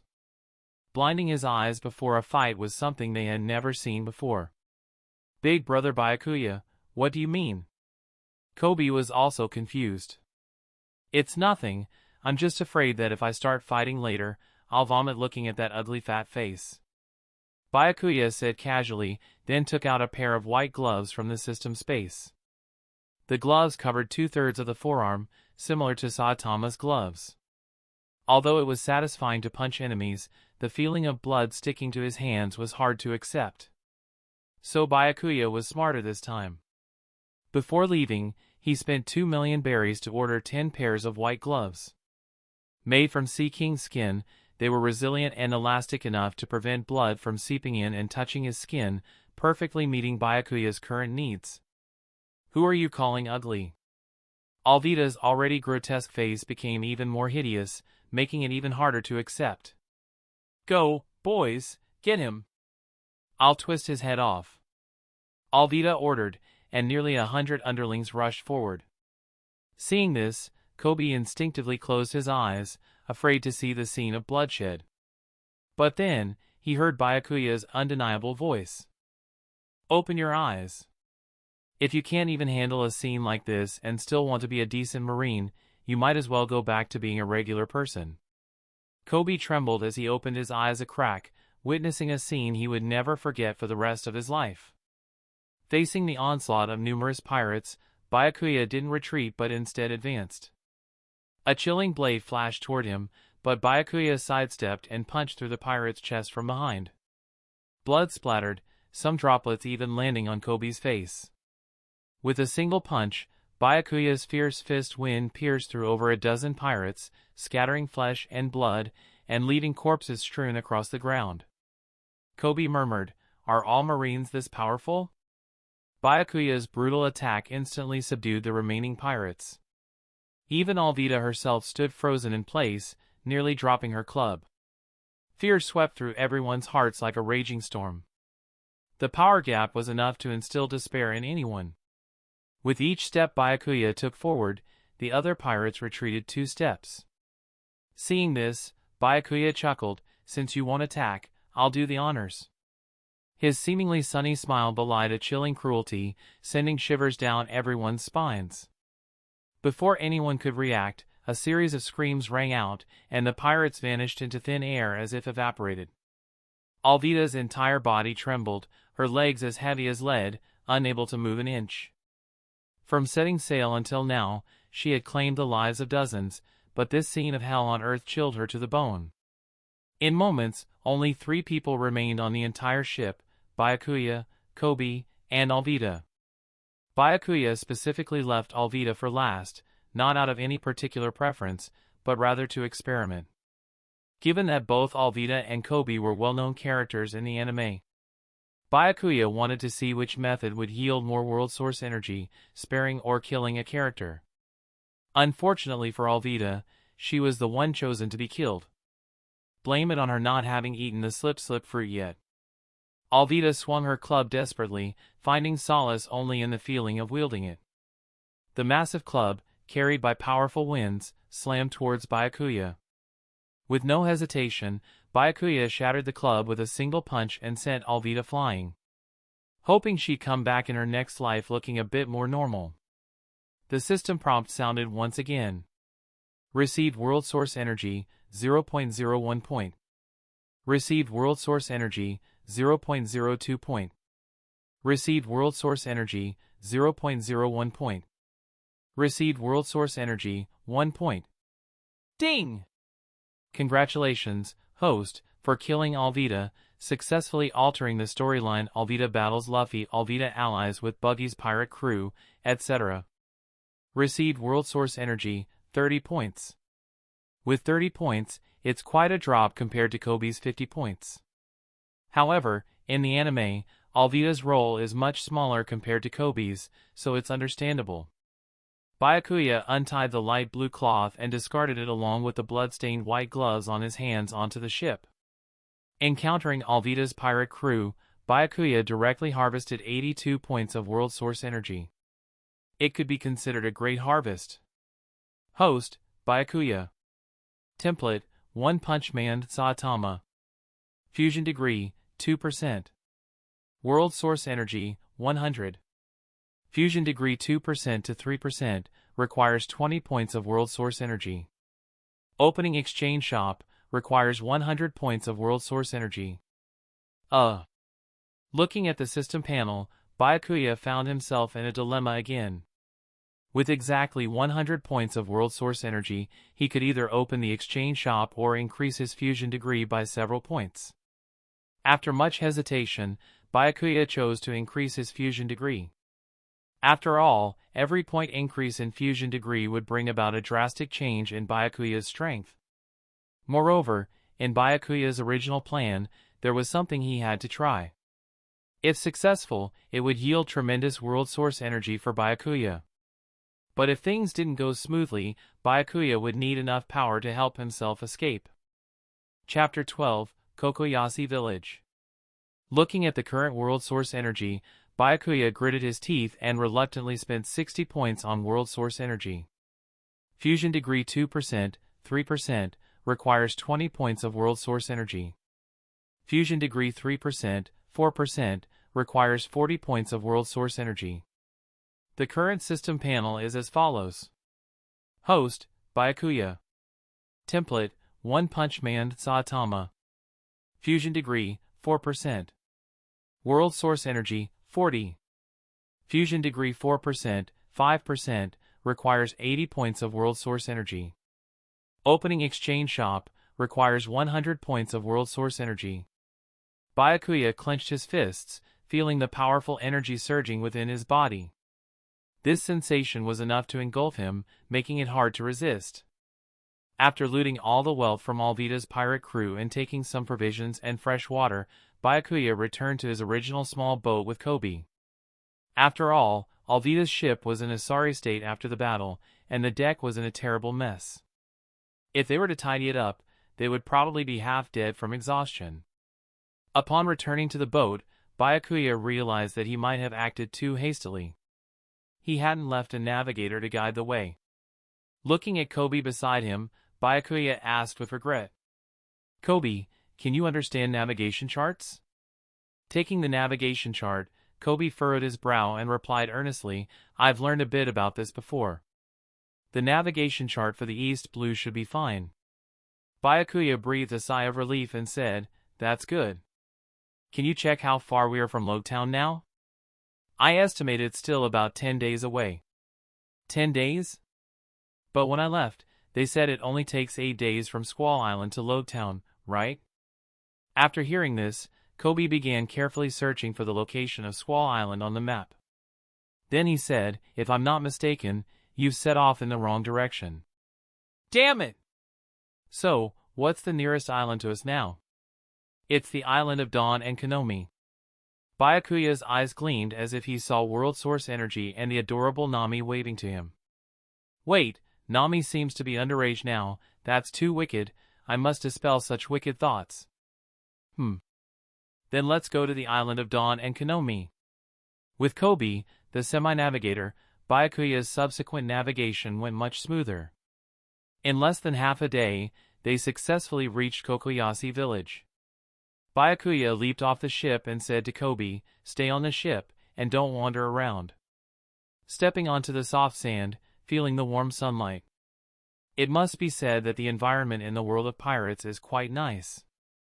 Byakuya walked along the forest path for a while and soon spotted Kokoyasi village, along with the unmistakable fishman buildings in the village.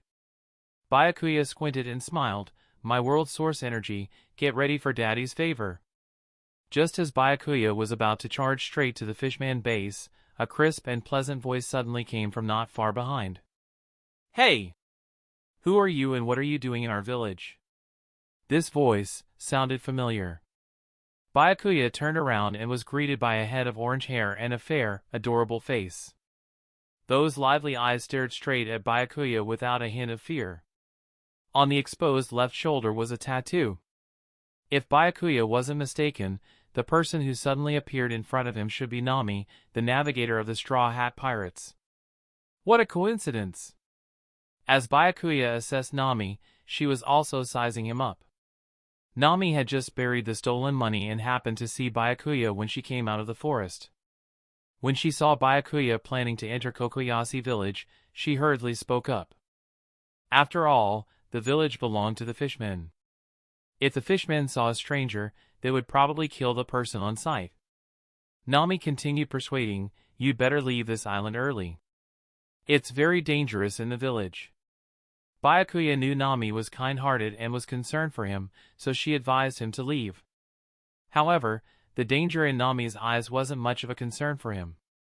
Byakuya smiled, "Don't worry, I know what I'm doing."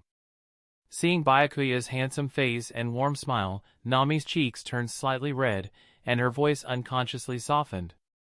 But the village is dangerous." Looking at the somewhat shy Nami, Byakuya thought to himself, "I'm more dangerous than they are. By the way, who are you, and why did you come to our village?" Byakuya casually replied, "I'm a marine. I heard there are pirates causing trouble here, so I came." When Nami heard that Byakuya was a marine, her expression turned sour. It was because of the marines' inaction that Arlong had been dominating Kokoyasi Island for years. This made Nami's perception of the marines not very good. However, when Nami heard that Byakuya had come to deal with the Arlong pirates, she was stunned, the chill dissipated, and disbelief filled her beautiful eyes. "You said, lead the way. Every second wasted is torture for you and the villagers. Just you? It's very dangerous to go alone. I'm very strong. Just trust me and lead the way." For some reason, Nami, feeling entranced, led Byakuya to the fishman's lair. Perhaps it was Byakuya's gentle smile and the confidence in his words that made Nami subconsciously believe what he said. Half an hour later, the two stood at the entrance of the Arlong pirate's lair. It was only then that Nami realized what she had done. She didn't want Byakuya to sacrifice himself in vain. Even though Byakuya was the marine she despised. But from Byakuya's incredibly confident words, Nami felt a long-lost hope. For Nami, as long as there was a chance to take down the Arlong pirates, she wouldn't hesitate, even if it meant her own life.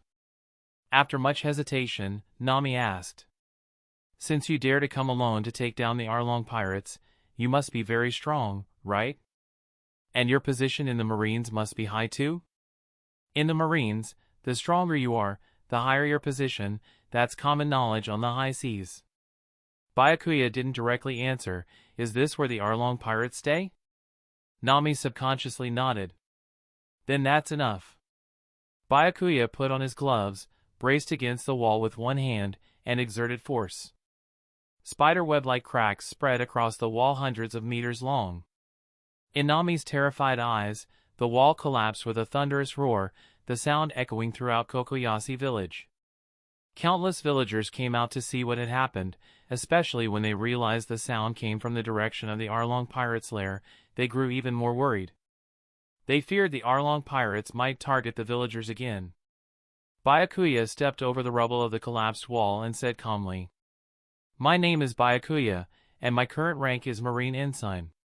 Nami watched Byakuya disappear from her sight, her delicate face filled with confusion. Since when have Marine Ensigns become so strong? Chapter 13, Dealing with Arlong Pirates. Arlong was lounging on a beach chair, hands crossed behind his head, lazily soaking up the sun, pondering how long it would take to return to the Grand Line. When the time came, he would prove to the world that humans were nothing but inferior creatures before fishmen. The whole of Fishman Island. Boom! A sound shattered the peaceful atmosphere, startling Hachon and Chu. Arlong also sat up, furrowing his brow, his gaze filled with murderous intent as he looked toward the collapsed wall. At that moment, the air seemed to freeze. Clear footsteps echoed from the smoke, filling every person's ears, an invisible pressure permeating the entire space. The newcomer was hostile. Arlong gestured, and the fishmen who were resting all picked up their weapons, lying in ambush nearby. Soon, a black figure emerged from the smoke. As officers of the Arlong pirates, Kurubi and Chu exchanged a glance. Without hesitation, they charged into the smoke from both sides, intending to strike first. Crack! A crisp sound of bones cracking emanated from the smoke, and the fishmen around wore relaxed expressions. In their view, with the two officers attacking together, they could surely kill the assailant. Arlong's furrowed brow gradually relaxed, but he still harbored some doubts. The next moment, the sound of footsteps echoed again, but this time it made Arlong extremely vigilant. Because these footsteps still belonged to a single person. As the smoke cleared, Byakuya appeared unharmed before everyone, with the bodies of Kurubi and Chu lying at his feet.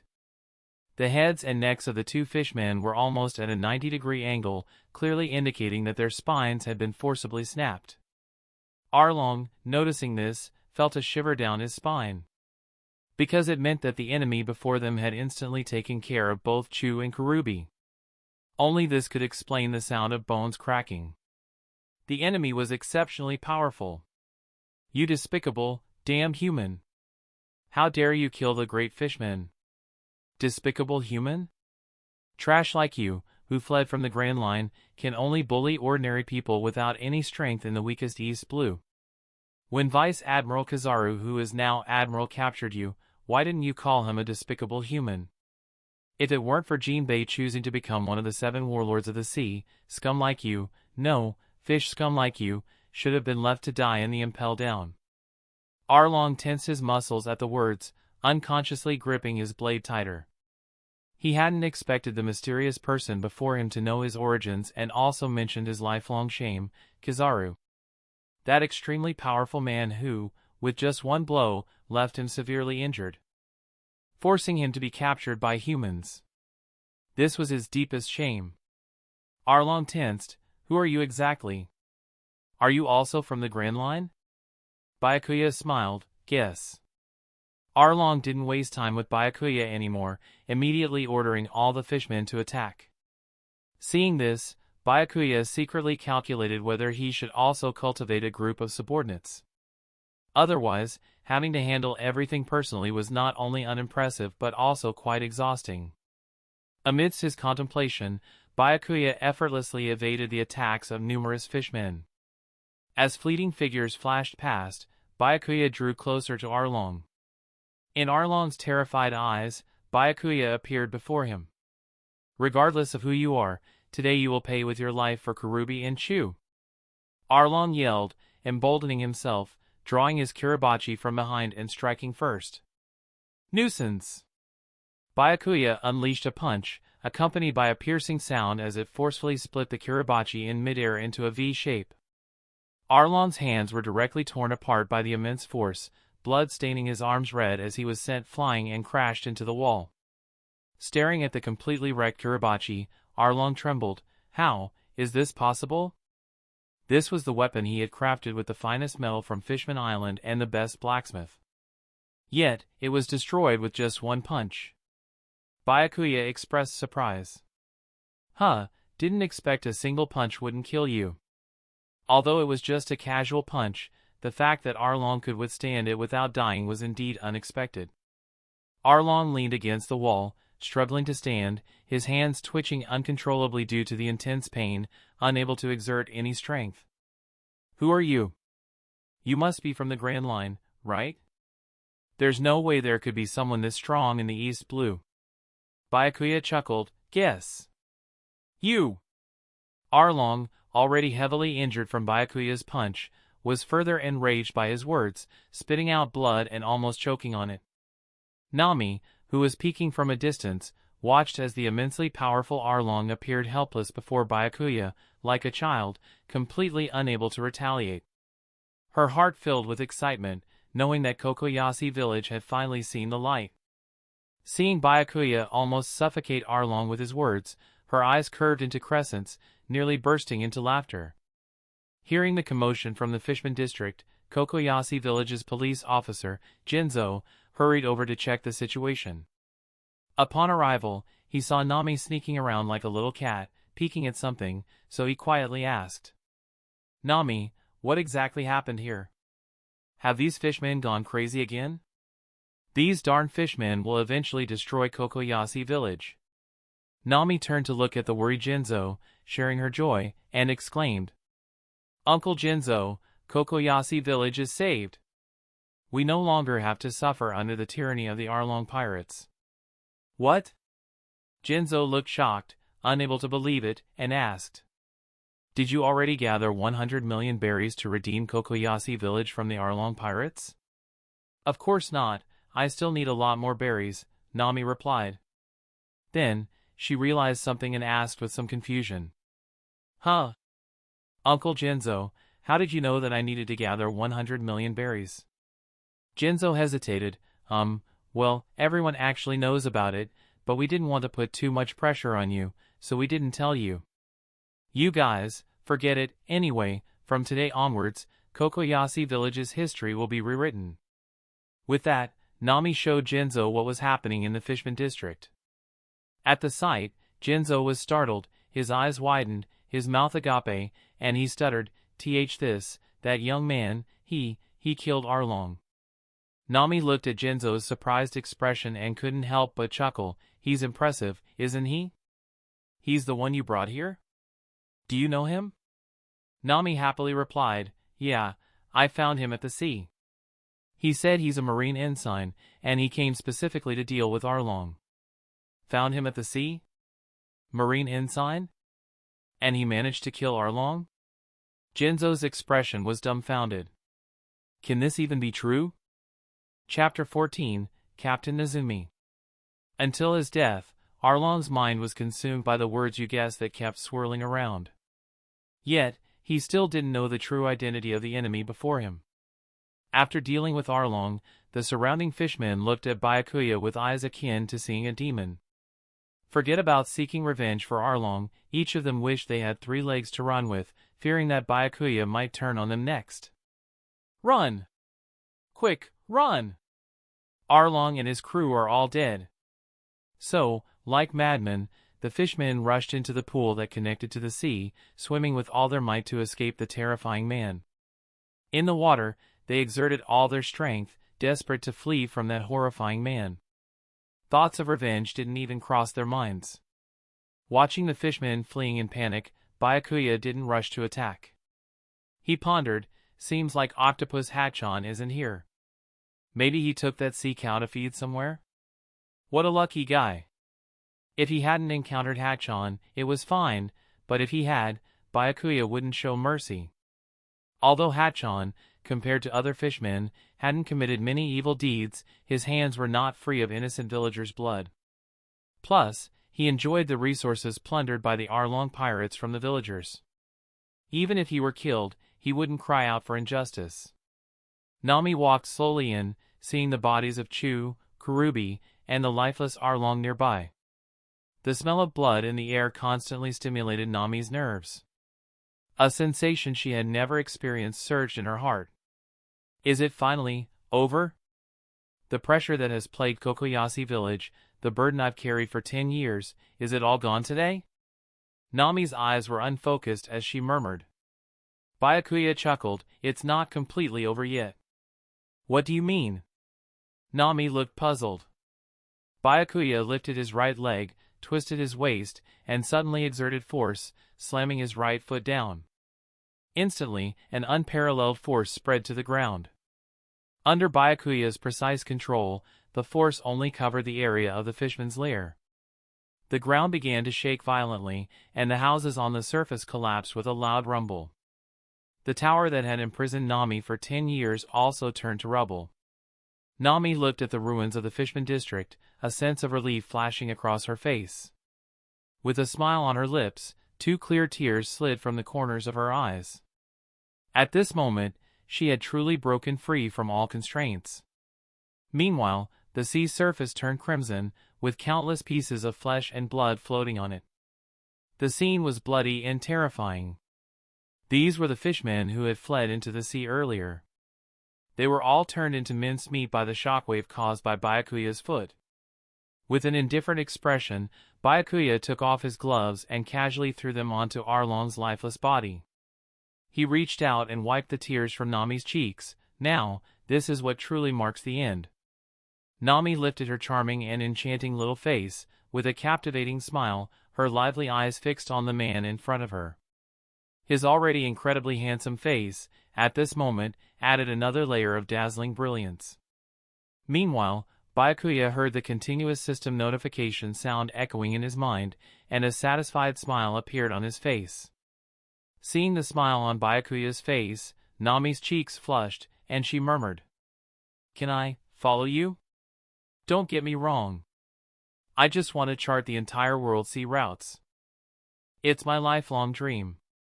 After saying these words, Nami buried her head into his chest, her 2 delicate and fair ears resembling red crystals.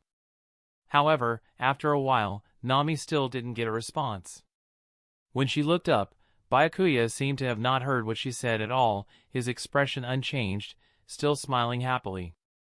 The shyness on her little face disappeared instantly, replaced by a sulky expression. Of course, Byakuya had no mind to care about what was happening around him at this moment, as he was fully immersed in the wonderful system notification sound. Obtained 1.5 points of world source power. Obtained 1.8 points of world source power. Obtained 0.08 points of world source power. Obtained 0.05 points of world source power. Obtained 5 points of world source power. This is too awesome, isn't it? The strength of fishmen is generally much stronger than that of ordinary pirates. So the harvest of world source power is also very rich. Just wiping out the Arlong pirates brought in a profit of 12 points, and there will be another substantial profit from the event settlement later. This trip to Kokoyasi village is truly bountiful. When Byakuya snapped out of the joy of the bountiful harvest, he saw Nami's face puffed up like a steamed bun. "What's wrong? Did something happen again?" From between her tightly clenched teeth, Nami blurted out 2 words, "Nothing." Her 2 little fangs grinding audibly. Thinking of what had just happened, Nami felt her face burning. Byakuya looked at Nami's strange expression but didn't think much of it. Instead, he began to ponder, feeling like something was missing from this whole situation. Like something that should have happened, but didn't. It seemed incomplete. Seeing Byakuya frown again, Nami realized that he hadn't heard a word she said. Her little feet kicked and stomped on the ground in frustration. At this moment, a crisp whistle sounded from outside. Byakuya knew immediately that it was a whistle belonging to the Marines. The sound of footsteps from the periphery. Judging from the sound, there were nearly 100 people in the group. Byakuya's eyes lit up as he watched a sneaky figure walk in from outside. "That's it. So it's you." That's right, in the anime, along with the Arlong pirates, the 16th Marine Branch, Captain Nezumi, was also the culprit. If it weren't for Captain Nezumi colluding with the Arlong pirates. The crimes of the Arlong pirates, once reported to higher levels of the Marines, would attract attention from the higher-ups. It wouldn't have resulted in the current situation. Allowing the Arlong pirates to run rampant here for over a decade, subjecting Kokoyasi village to years of torment and suffering. As Captain Nezumi and his men entered, they were stunned by the scene inside. Whether it was the lifeless bodies of Chu and Karubi lying at their feet, or Arlong, not far away, broken into two sections with a look of panic on his face, or the pool of crimson flesh floating above the 10-meter pool. Everything confirmed a terrifying fact. The Arlong pirates had been wiped out by someone, most likely the man standing there with an indifferent expression, whose strength must be terrifying. However, Captain Nezumi had his plans. With a wave of his hand, he ordered, "Get them. Surround them for me." Seeing this, Nami quickly shouted in defense, "We're not pirates. We're not a pirate. The pirates have all been killed by Byakuya, he's also a marine." Chapter 15, Killing Nezumi. Although Nami was disgusted by the inaction of the marines, upon meeting Byakuya, her perception of the marines underwent a slight change. When Captain Nezumi heard that Byakuya was also a marine, he couldn't help but become wary. He wasn't here to avenge Arlong. Over the years, Arlong had made a lot of money by exploiting the civilians under his control, giving a portion to Captain Nezumi as hush money to keep things under wraps. The rest was all kept for himself. With the Arlong pirates getting into trouble this time, Captain Nezumi intended to seize all of their assets for himself. "You're a marine too?" Captain Nezumi questioned suspiciously. Byakuya calmly pulled out his identification and tossed it to Captain Nezumi. Seeing Byakuya so composed and able to single-handedly deal with the Arlong pirates, Captain Nezumi knew he must be a high-ranking officer, perhaps a rear admiral or vice admiral. Captain Nezumi took the identification without even looking at it, immediately putting on a flattering smile and quickly ordering the surrounding soldiers to withdraw. It's all a misunderstanding. I thought it was just a feud between pirates. If the man in front of him was a vice admiral or rear admiral. If the matter between Captain Nezumi and Arlong, once discovered, there would only be one way out: death. How could Captain Nezumi not be afraid? Nami was also puzzled by Captain Nezumi's coward-like behavior. Logically, isn't a captain higher in rank than an ensign? Why was Captain Nezumi so afraid of Byakuya, like a mouse seeing a cat? Byakuya walked slowly up to Captain Nezumi, grabbing him by the collar with one hand and lifting him. Captain Nezumi squirmed like a dehydrated turtle, his limbs flailing, trying to break free. "Hey! What are you doing? Let go of our superior. Release our superior. Otherwise, we'll open fire. Let go!" The Marines surrounding them panicked at the sight of their commanding officer being lifted. "Sir, what are you doing?" Captain Nezumi kept trying to justify himself. "I haven't done anything illegal. I'm a Marine captain." Byakuya narrowed his eyes, his voice chilling. "You know you're a Marine captain? Arlong revealed everything about you before he died." This ominous statement sent shivers down Captain Nezumi's spine. For a moment, he forgot to struggle. Captain Nezumi knew he was as good as dead, but before he died, he wanted to put up one final resistance. He's not a Marine at all, he's a notorious pirate.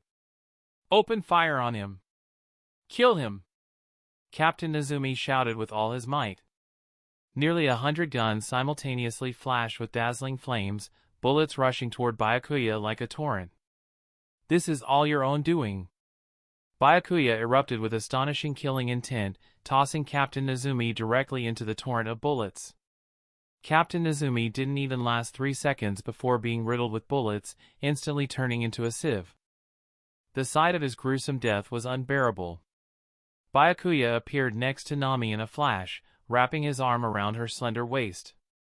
"Ah!" Nami exclaimed in surprise. The two of them soared into the air. The Marines hastily commanded the soldiers to continue shooting at Byakuya and Nami in the sky. Just as nearly 100 Marine soldiers were about to aim their guns at the sky, preparing for a second volley, "Too slow," Byakuya calmly remarked. At this moment, Byakuya's expression became extremely serious, his face displaying an indescribable determination as if carved from stone. Tremendous power surged through his body, ultimately concentrating entirely on his right fist. The intense force of his punch was like a raging storm swirling around him, soaring into the sky. Instantly, fist imprints covering an area of several miles appeared on the ground. The entire Kokoyasi village trembled as if it would cease to exist in the next moment. The area where the Marines stood collapsed in an instant, sinking dozens of meters deep. Countless seawater gushed out from the underground, filling the collapsed area. Nami widened her eyes, her mouth slightly agape, unable to believe what she was seeing. This. Nami stuttered in disbelief. The force of a single punch sank the ground for miles around, and the gushing seawater filled the depression. Such a thing was beyond Nami's imagination just moments ago. But now, it was happening right before her eyes. Afterward, Byakuya appeared with Nami on the mainland several miles away. When their feet touched the solid ground again, Nami finally recovered from the shock of what had just happened. Byakuya looked at Nami's dazed and adorable expression, finding it quite amusing. "Well, this matter is perfectly resolved now," Byakuya smiled. Hearing a hint of departure in Byakuya's words, Nami tightened her grip on his clothes, anxiously asking, "Are you leaving?" "Of course, I'm a Marine after all. I can't stay in one place forever, can I?" "Okay." Nami's face was filled with reluctance, her eyes losing some of their sparkles. For some reason, this stranger she had met less than a day ago had left a huge impression on her heart. She wanted to stay by his side but didn't know what reason to give to make him stay. The two walked in silence until they reached the shoreline. Kobe, who had been waiting on the ship for a long time, exclaimed excitedly upon seeing Byakuya, "Big brother Byakuya, you're finally back." "Who's this?" Nami asked playfully, tilting her head. Before Byakuya could respond, Kobe, visibly excited, said, "I'm Kobe, and I want to become as strong as Big Brother Byakuya in the Marines." "The Marines?" Nami's lively eyes blinked, contemplating something. After bidding farewell to Nami, Byakuya gradually disappeared from her sight. Nami gazed at the sea, clenched her fist, and said firmly, "We'll meet again." Ding! Congratulations to the host for successfully changing the plot. Straw Hat Pirates annihilates the Arlong Pirates and eliminating the corrupt Marine, Captain Nezumi, gaining world source power, 80 points. Ding! The host's participation in the Kokoyasi village plot has significantly impacted the main character, Nami, earning an additional reward of world source power, 100 points. With 180 points of world source power, adding the 12 points gained from eliminating the Arlong Pirates and the 3 points from Captain Nezumi and his men, Kokoyasi village brought in a total of 195 points of world source power this time. World source power, 235 points. This time, Byakuya didn't hesitate and chose to open the exchange shop directly. Would you like to spend 100 points of world source power to open the exchange shop? Yes. Exchange shop successfully opened. World source power, 135 points. Exchange shop, level 1. Chapter 16, Creek Pirates. Byakuya carefully examined the items in the exchange shop. The function opened by the level 1 exchange shop is character and item exchange. Level 1 exchange shop corresponds to the exchange character and item world, One Punch Man. Upgrading the exchange shop can unlock characters and items from more worlds. As the host's identity is in the Marines, affiliated with the side of justice, the consumption of world source power for exchanging Hero Association characters is reduced by 20%. Byakuya murmured, "This means my little brothers are coming." S-rank strong exchange list. Genos, requires world source power, 300 points. Tatsumaki, requires world source power, 1,200 points. Blast, requires world source power, 1,500 points. King, requires world source power, 10 points. Correspondingly, there is also an exchange list for the Monster Association. For example, Black Sperm, Orochi, Elder Centipede, Carnage Kabuto. These formidable villain characters are all on the exchange list. However, there are no discounts for exchanging Monster Association personnel. Byakuya's current world source power is not sufficient, so he did not include it in his plans. However, after reviewing the exchange list, Byakuya realized just how scarce world source power is. With his current world source power, he can only exchange for King and Genos. As for characters below S rank, Byakuya couldn't even be bothered to look at them. N, of course, Saitama is an unexchangeable character. Exchanging him would just be a waste of world source power. After careful consideration, Byakuya decided not to exchange characters immediately. Because there are still many plot points he can intervene in the East Blue.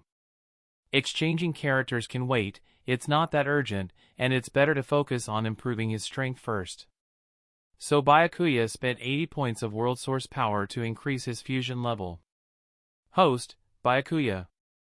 Template, One Punch Man Saitama. Fusion level, 5%. World source power, 45.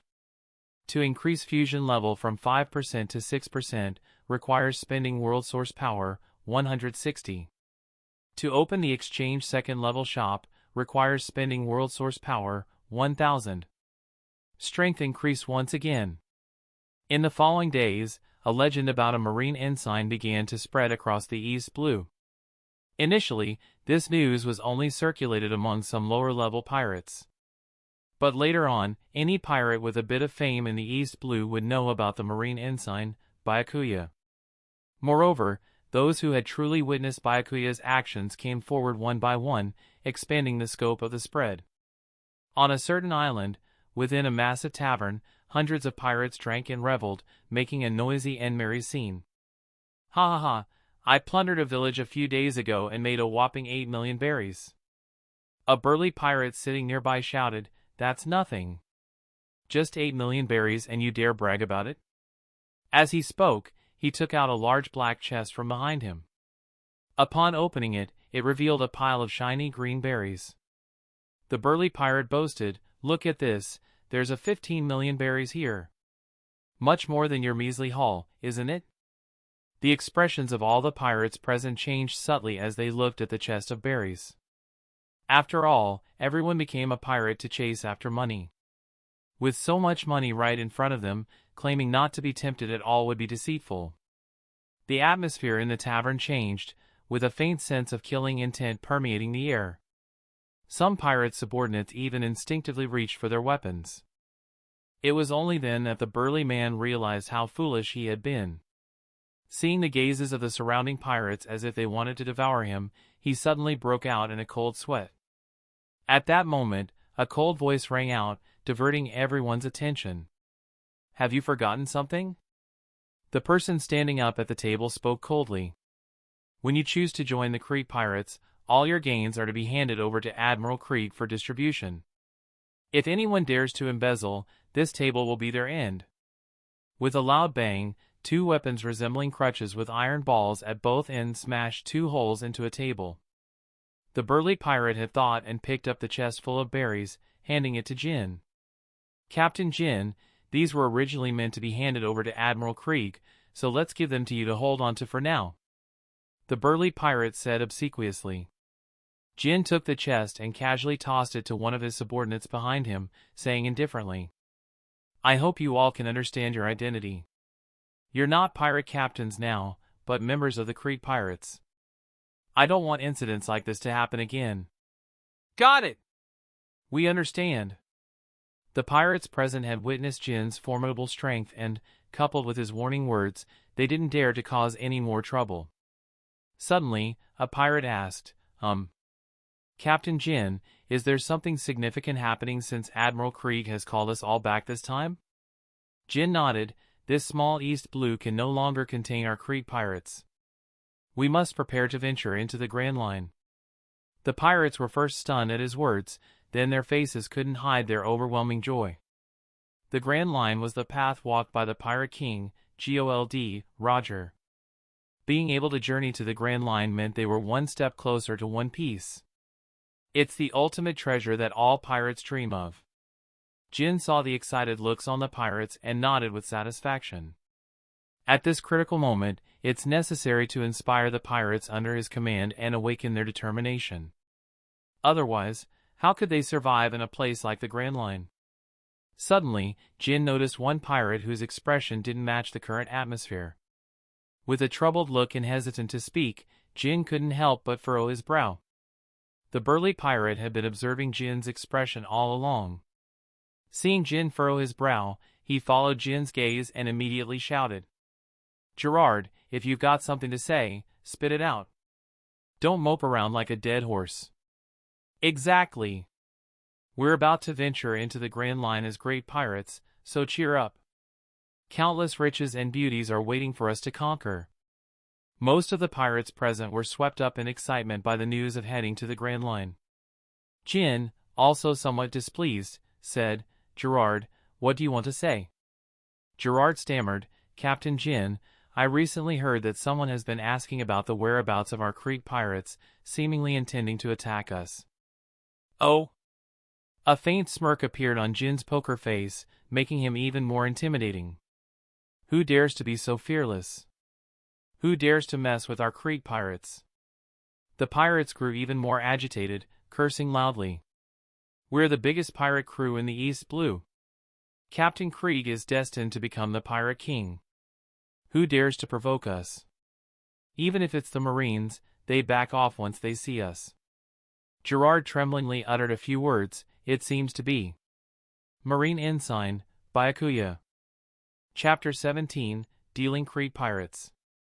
As soon as the words fell, it was as if an invisible hand gripped everyone's throat, preventing them from making any sound. The whole place fell silent. The previously confident demeanor of everyone vanished without a trace, leaving no semblance of East Blue's mightiest pirate crew. It was like a newly lit fire extinguished in an instant by a downpour. Marine Ensign, Byakuya. Despite his rank as an ensign, the deeds he accomplished were beyond what even a Marine captain could achieve. This name, within half a month, swept through the entire East Blue like a storm. First, the Bloodwolf with a bounty of 15 million berries fell to his hands.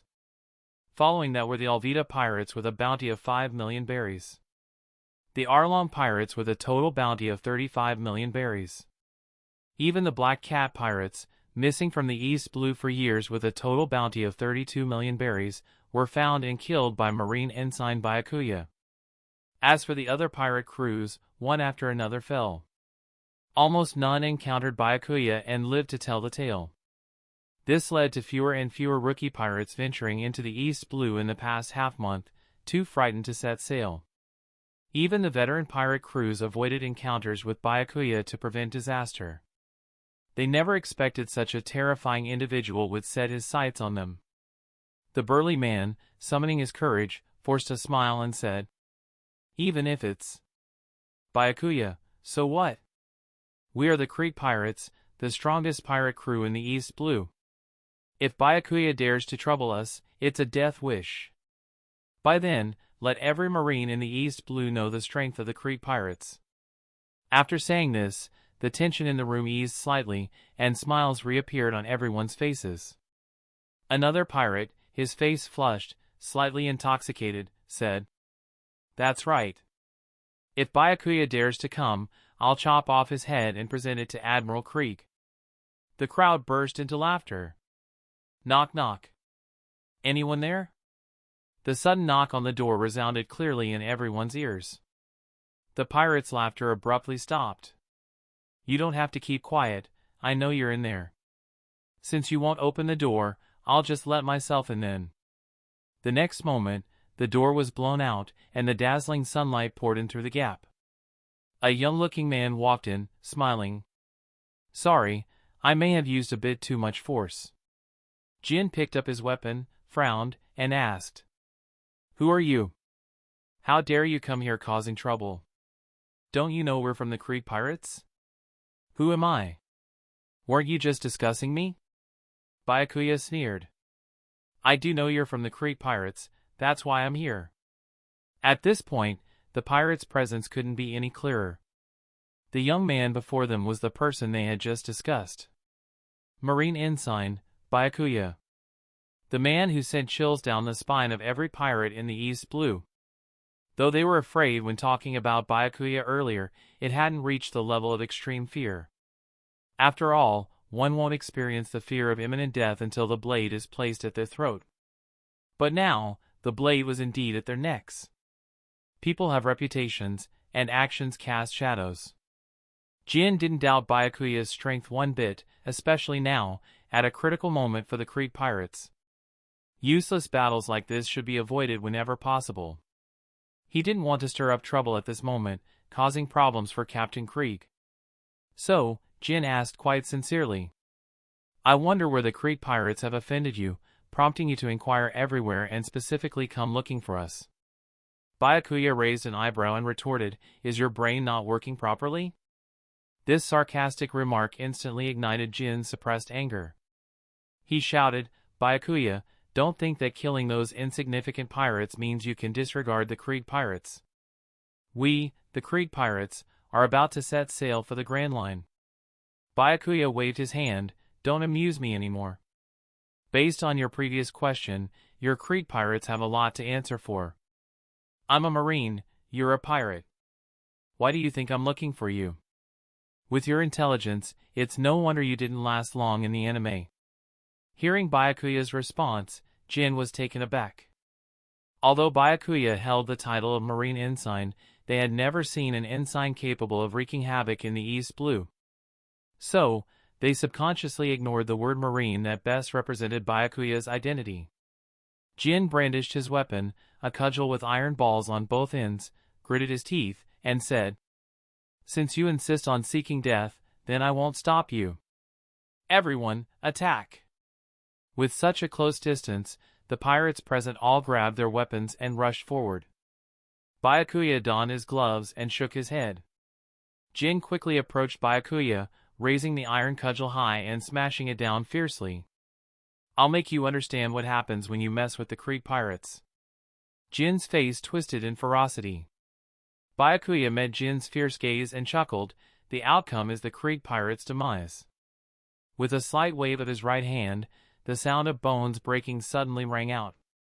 Jin grimaced in pain, screamed, and couldn't even grip the iron cudgel in his hand, which fell to the ground. "My arms." Jin looked in horror at his limp arms, bones shattered, unable to exert any strength. "I'll spare your life for now. There are things I want to ask you later," Byakuya said lightly.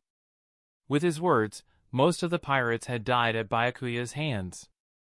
Each strike of his fists would end several lives. From the moment the pirates rushed towards Byakuya to the frantic scramble to escape, it took less than 3 seconds. "This guy isn't human at all, he's a monster. Run quickly, I don't want to die here. Split up and run, he can't possibly kill all of us at the same time." The pirates wished they had a few extra legs to flee from the devil. Watching the scattered figures of the pirates fleeing, Byakuya sighed lightly. "Alas, after finishing this job, I'll quickly exchange for some subordinates. Doing everything oneself is truly exhausting." Under Byakuya's precise control, except for Jin, 3 other pirates were spared. Knowing they couldn't escape, the 3 pirates all knelt before Byakuya, repeatedly kowtowing and begging for mercy. "Lord Byakuya, please spare us. We're just small fries from the Creek pirates, we don't know anything. Jin is the captain of the Creek pirates, he knows more than us." To save their lives, the 3rd pirate immediately sold out Jin. Chapter 18, Monster Cells. Jin's temples throbbed, his eyes fixed fiercely on the speaker. If it weren't for his arms being broken by Byakuya, he might have killed them himself. Byakuya ignored their expression. "Can any of you tell me where Creek is?" These pirates before him were small fry, it was the entire Creek pirate crew that Byakuya wanted to deal with. This was one of the few big plot points in East Blue that could be altered. The 3 pirates kneeling on the ground all looked at Jin, who raised his chin defiantly, showing no intention of speaking. Byakuya sighed, "Oh, still stubborn, why bother?" He lightly pinched his thumb and forefinger, then suddenly released, a burst of invisible force shooting towards Jin's right knee. Crack! Ah! The sound of bones shattering at Jin's knee mixed with his cries of pain. 2 limbs now crippled, 2 remaining. Jin grimaced in agony, his face pale, body swaying unsteadily. His right leg couldn't bear weight, and he barely managed to stay standing, avoiding collapsing to the ground. The three pirates on their knees watched Jin's miserable state, their faces full of fear, sweat pouring down. Talk or not? Before the pirate who had previously betrayed Jin could speak, Byakuya shot out another burst of force. Jin screamed again as his remaining intact left leg was also disabled by Byakuya. Jin collapsed to the ground, lifting his head to glare at Byakuya with eyes full of hatred. If looks could kill, Byakuya would have been dead 1,000 times over. Why are you asking them questions and hitting me? Hit them! But the anger of the weak was futile. The three pirates were terrified by Byakuya's brutal methods, scrambling to divulge information about the Creek pirate crew. Thank you for your information. After obtaining the desired intelligence, Byakuya smiled brightly. The three kneeling pirates seemed to see a glimmer of hope for survival, hastily begging Byakuya to let them go. Don't worry, if you want to leave so badly, I'll send you off. As Byakuya spoke, 3 bursts of force pierced through the heads of the 3 men, leaving wounds as thick as a finger, blood gushing out. The 3 instantly ceased to breathe. At this point, Jin's gaze towards Byakuya had changed, fear evident in the depths of his eyes.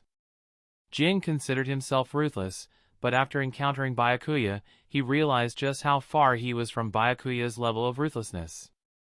The excruciating pain of his limbs being broken tormented Jin constantly, and the feeling of being better off dead had made him give up hope of survival. Now that you know what you wanted to know, just kill me. Byakuya shook his head, saying, it's better to be alive and grumble than seek death when there's a chance to live. Jin watched in disbelief as Byakuya took out a grape-sized purple object from his pocket. What made Jin even more fearful was that this purple heart, just like a real heart, kept beating, expanding, and contracting incessantly. Its purple veins were visible, densely entwined into a mass. Monster cells can significantly enhance the consumer's physical qualities and transform them into the most suitable monstrous form for combat. The consumer will be completely obedient to the host, and it costs 1 point of world power to exchange. This was something Byakuya had temporarily exchanged from a store upon seeing Jin. Monster cells like these could quickly produce a large number of formidable subordinates.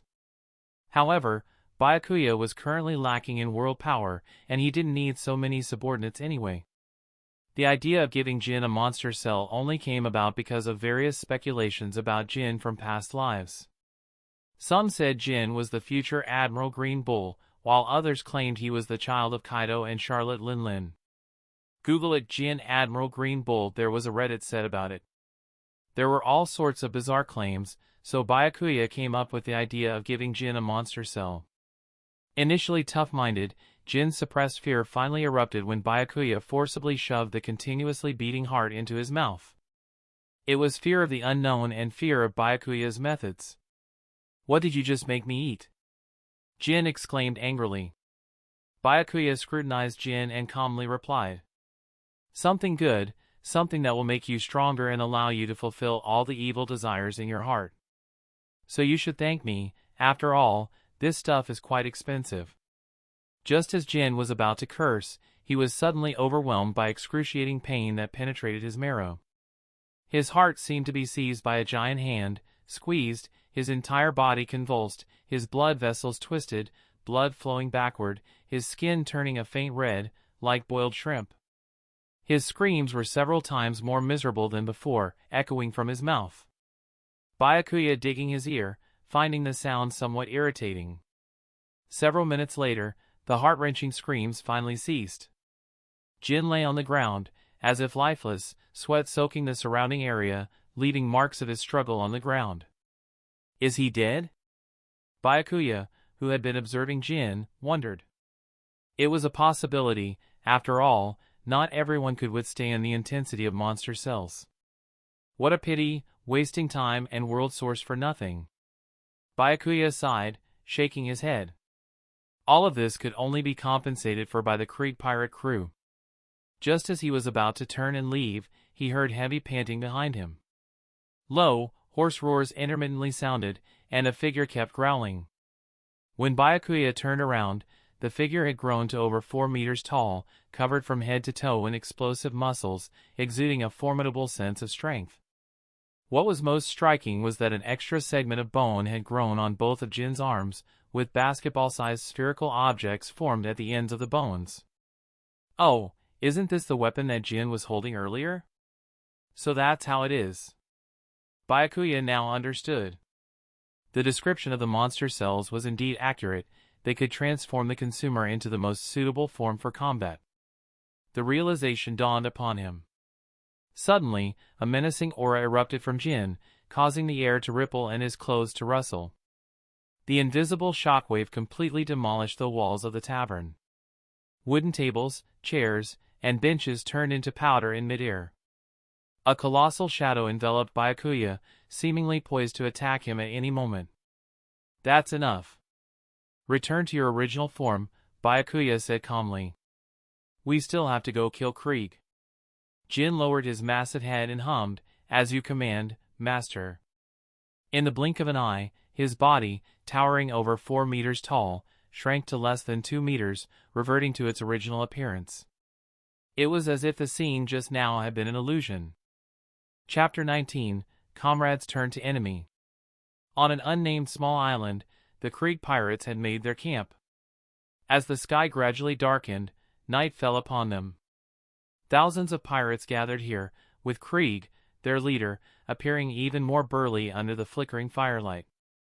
Suddenly, Krieg kicked the bonfire, causing sparks to fly and a few flames to splash onto other pirates, sparking a minor disturbance. The rest remained silent. Impatiently, Krieg exclaimed, What's going on? It's already this late, why hasn't Jin returned yet? Pearl, one of the high-ranking members of the Krieg pirates known as Iron Wall, hastily explained. Could it be that they encountered the Marines on their way back? Krieg sneered. The Marines? The Marines would go out of their way to avoid the Krieg pirates.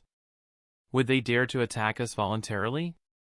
Pearl replied awkwardly, under normal circumstances, that's true, but recently, there's been a Marine ensign emerging in the East Blue, named Byakuya. Dozens of pirate crews have fallen to him, including many with bounties in the tens of millions of berries. If Jin and the others encountered Byakuya on their way back, it could spell trouble. Some Marine ensign. It's just the Marines putting all the credit on one person and intentionally promoting him, Krieg scoffed.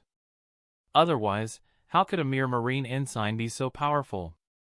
Krieg had naturally heard of Byakuya's name, but upon receiving this information, he didn't take it seriously.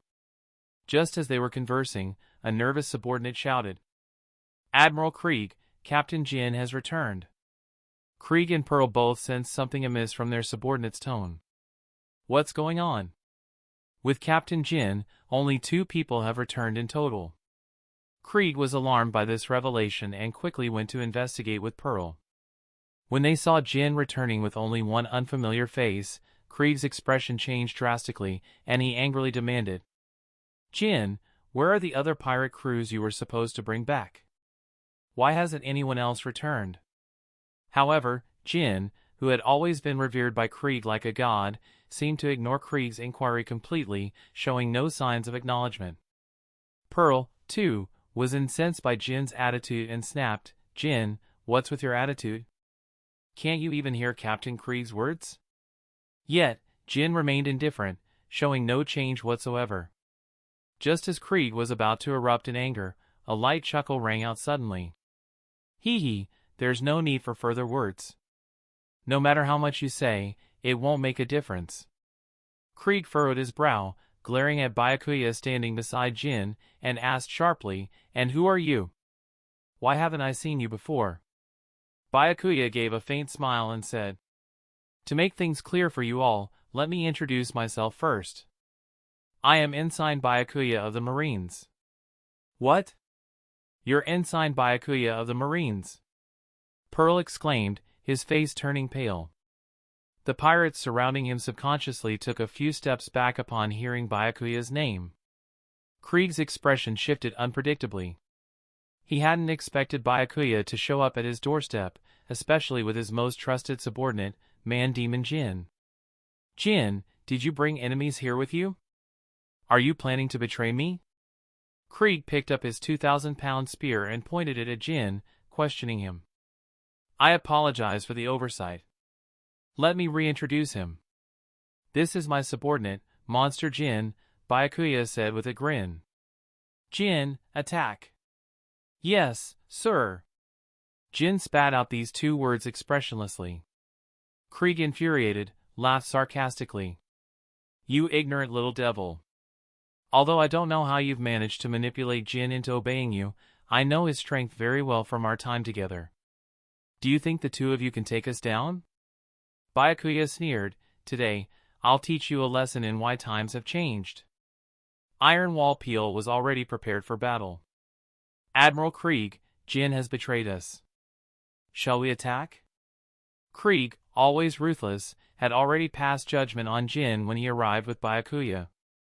Krieg shouted, Attack! Kill the 2 enemies before us.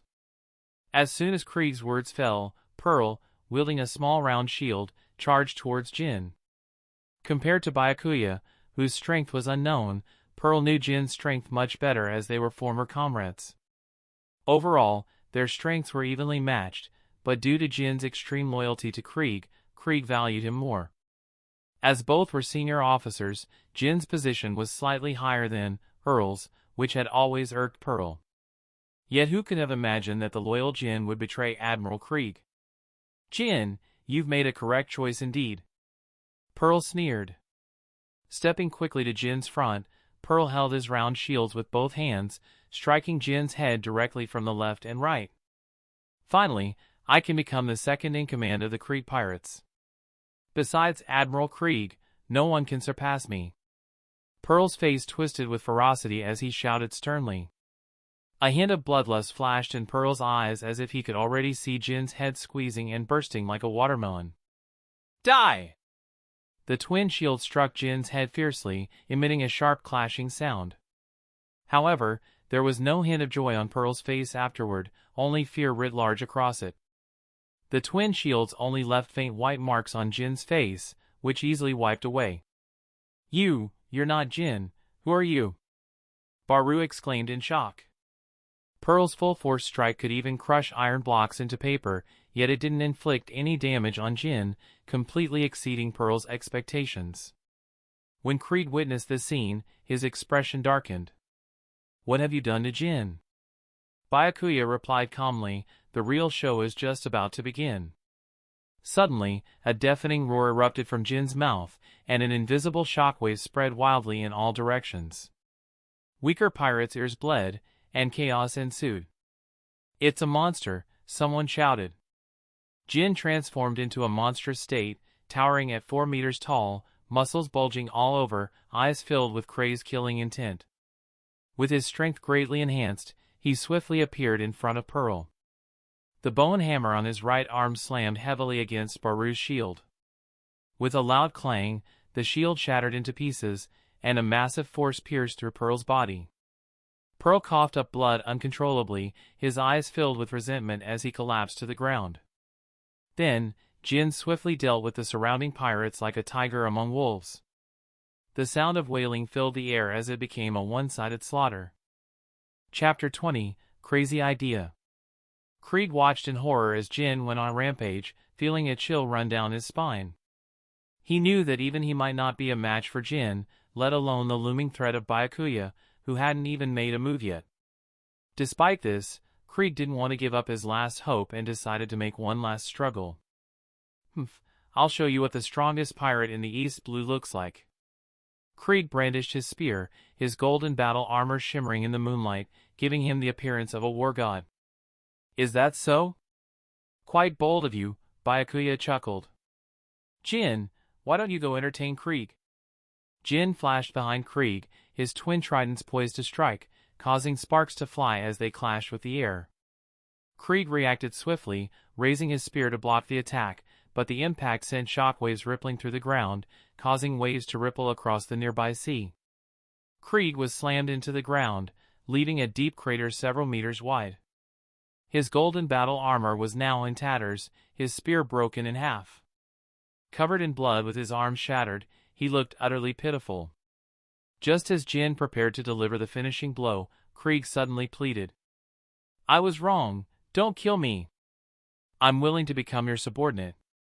Although Krieg's act of surrender was despicable, Byakuya did not refuse his surrender. Regardless of Krieg's intentions, once he consumed the monster cells, everything would be set in stone. Byakuya had no reason to refuse. It had to be admitted that, apart from his shameless methods, Krieg's talent was beyond the reach of ordinary people. With incredible strength, he could effortlessly wield a battle spear weighing over 2,000 pounds with one arm. After consuming the monster cells, his transformed strength surpassed Jin's in an instant. Byakuya also received a system prompt, indicating a successful change in the storyline. Over the past month and a half, Byakuya had essentially altered most of the original storyline from his memory. For example, he defeated the Black Cat pirates on Gecko Island. Unfortunately, luck was not on his side, as he hadn't found any trace of Usopp on Gecko Island. Opening the system panel. Host, Byakuya. Template, One Punch Man Saitama. Integration level, 5%. World source energy, 745. Increase integration level from 5% to 6%, cost of world source energy, 160. Open level 2 exchange store, cost of world source energy, 1,000. 745 points of world source energy were the result of Byakuya's efforts over the past month and a half. Increase integration level from 6% to 7%, cost of world source energy, 200. Increase integration level from 7% to 8%, cost of world source energy, 240. Byakuya decisively increased his integration level by 3 points, spending 600 points on world source energy. Host, Byakuya. Template, One Punch Man Saitama. Integration level, 8%. World source energy, 145. Feeling the surging power within his body, Byakuya let out a long breath, murmuring, "Perhaps now I'm qualified to stand before him?" Just 3 days ago, after dealing with the Black Cat pirates, Byakuya had a crazy idea, one that had sprung into his mind as soon as he acquired the system.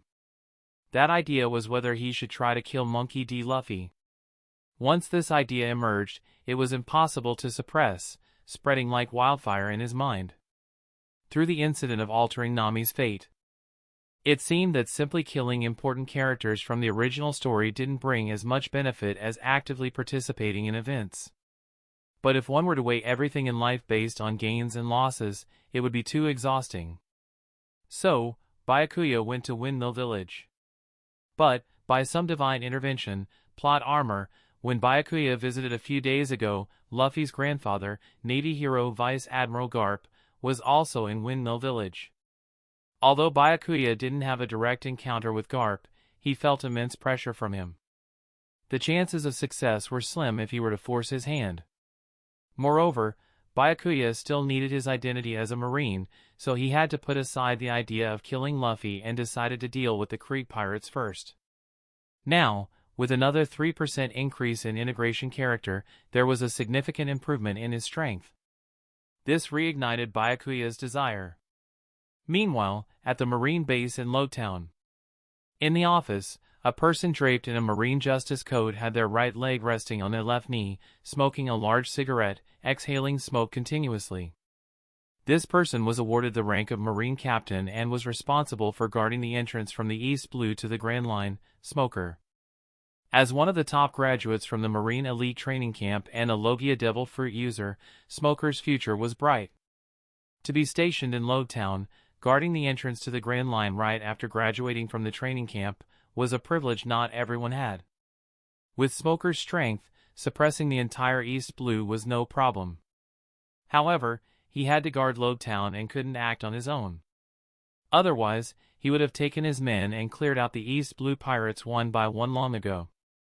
At this moment, Smoker was holding intelligence passed on from other Marine branches in the East Blue. Marine Ensign Byakuya single-handedly defeated the strongest pirate crew in the East Blue, the Creek Pirates. The headline in the intelligence report was striking. After quickly reviewing it, Smoker couldn't help but ponder, who exactly is this Byakuya? From being unknown to becoming renowned in the East Blue, Byakuya had achieved this in just about half a month. Almost all the notorious pirates in East Blue met their tragic end at the hands of Byakuya. From this perspective, it wouldn't be an exaggeration to call Byakuya a hero. However, Byakuya killed Captain Nezumi of the 16th branch, which made his identity enigmatic. Marine ensign? Are you really the Marine? While Smoker was racking his brains over Byakuya's identity, Byakuya had already set sail for Windmill Village with Krieg and Jin. Regardless of the success or failure of this mission to kill Luffy, Byakuya wouldn't linger in East Blue any longer. 2 days later, they successfully arrived at Windmill Village. Krieg, Jin, your appearances are too easily recognizable, so change it. Yes, sir. Krieg and Jin controlled their facial muscles, making subtle adjustments. After the adjustments, their previous identities were completely unrecognizable. This was also one of the abilities brought by the monster cells. Looking at the two completely unfamiliar faces, Byakuya pondered for a moment before saying, "Since your appearances have changed, let's change your names from now on." Following the method of rating monsters in One Punch Man, Byakuya divided them into 4 levels: God, Dragon, Demon, and Tiger. Based on Krieg and Jin's current strength, Byakuya referred to them as Demon 1 and Demon 2. If judged by their bounty amounts, both of them should belong to the category of pirates with bounties over 100 million berries. Now, let's go and see the future Pirate King. If he still has a future. Chapter 21, Plot Armor. Before heading to Windmill Village, Byakuya arranged for Kobe to go to Squall Island to find Captain Vaughn so that Captain Vaughn could teach him well. This also fulfilled Kobe's dream of becoming a Marine. After all, Byakuya had too many secrets on him, which made it inconvenient for Kobe to follow. After dealing with these miscellaneous matters, Byakuya took Demon 1 and Demon 2 to Windmill Village. In Windmill Village, the three quickly found the tavern Luffy often go, owned by Makino. "Gentlemen, what kind of drink would you like?" As soon as they entered, Makino approached them and asked warmly. When Byakuya saw Makino, he felt a welcoming sense of affinity. With a neat work outfit, deep green hair, fair complexion, and expressive large eyes, Makino greatly bridged the distance between people. Moreover, Makino was kind-hearted and gentle, making her the perfect wife candidate. Seeing that Byakuya remained silent for a long time, Makino looked up at him and found Byakuya staring at her openly. Her face turned red involuntarily, and feeling her cheeks heat up, she lowered her head and softly asked again. Hearing Makino's question, Byakuya smiled and said, "Sorry, I got lost in my thoughts just now. I'll have the signature drink from your bar." Makino, seeing Byakuya's smile, blushed even more, with her ears turning slightly red. She softly acknowledged and hurriedly went to get the drinks. Seeing Makino's cute and flustered appearance, Byakuya chuckled lightly. Being handsome indeed makes you popular everywhere. If it were an ugly man staring at Makino just now, although Makino wouldn't get angry due to her personality, she wouldn't blush like this either. Makino placed the drinks on the table in front of Byakuya and then returned to the counter to wipe the glasses. Every time Makino inadvertently looked up and saw Byakuya smiling at her, she felt her heart fluttering. Several times, she almost dropped the glass she was wiping. The mysterious aura emanating from Byakuya made people unknowingly immersed in it. Just as Makino was lost in her thoughts, a magnetic voice suddenly sounded beside her. "Boss lady, your drinks are really good. Can I have another one?" Startled by the sudden voice while lost in thought, Makino subconsciously loosened her grip, and the glass slipped from her hand, almost falling to the ground. Makino exclaimed, "The glass," trying to reach out to catch it. But at this moment, her mind was already in chaos, and her actions became clumsy. Instead of catching the glass, she slipped and fell backward. Without hesitation, Byakuya took a step forward, his right hand encircling Makino's slender waist while his left hand caught the falling glass. Just then, an unusually bold voice came from the door. "Makino, serve us the usual drinks." A group of oddly dressed individuals entered in single file from the door, appearing very familiar with the tavern. However, upon seeing Byakuya embracing Makino, the scene suddenly quieted down. After Makino got back on her feet, Byakuya withdrew his hand and surveyed the group of people before him. With red hair and only his right arm remaining, wielding a long sword at his waist, such a distinctive figure would be recognized by anyone who had seen One Piece. One of the four emperors, red-haired Shanks, accompanied by some officers of the red-haired pirates like Ben Beckman, Yasop, Lucky Roo, and others. Damn, flirting with Makino in front of red-haired Shanks, this level of audacity is probably unique even in the pirate world. As Byakuya observed Shanks, Shanks was also sizing up Byakuya, finding this young man somewhat inscrutable. When Shanks noticed the change in Byakuya's expression, he pondered. Does this kid recognize me? He shouldn't be from this village, right? Makino's face turned scarlet, whispering her thanks to Byakuya before serving drinks to Shanks and his crew. Byakuya returned to his seat to continue drinking, feeling somewhat disappointed. It seemed like this plan had failed again. Of course, he was surprised seeing red-haired Shanks here. He was supposed on New World maintaining his territories. Now the problem is that it was one thing to flirt with Makino in front of Shanks, but if he were to kill the still inexperienced Luffy in front of him, that would probably be a lot of troublesome. Lucky Roo raised his glass and drank it down before sneering. Ha ha ha, the captain got rejected in love, watching Makino being flirted with by someone else, what a loser. Shanks defended himself. Who said I got rejected in love? I asked Makino, and everything that happened just now was an accident. Accident? Captain, can't you stop deluding yourself? Makino blushed like crazy just now, and you act like you didn't see it. Get lost, I said it's an accident. Ha ha ha, he's getting riled up, Lucky Roo and the others laughed mockingly at Shanks, hitting him right where it hurt. This teasing banter between crewmates and captain was a unique company culture of the red-haired pirates. Just then, a surprised voice rang out from the tavern door, Shanks. A figure dashed into the tavern, reaching Shanks's side, and exclaimed, Shanks, now that you're back, are you going to tell me some pirate stories?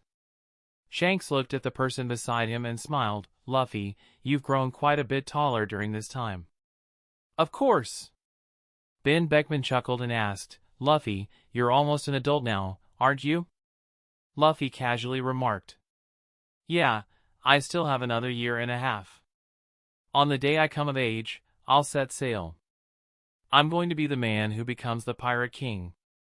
Luffy's words were filled with confidence, as if becoming the Pirate King was something he was destined to achieve.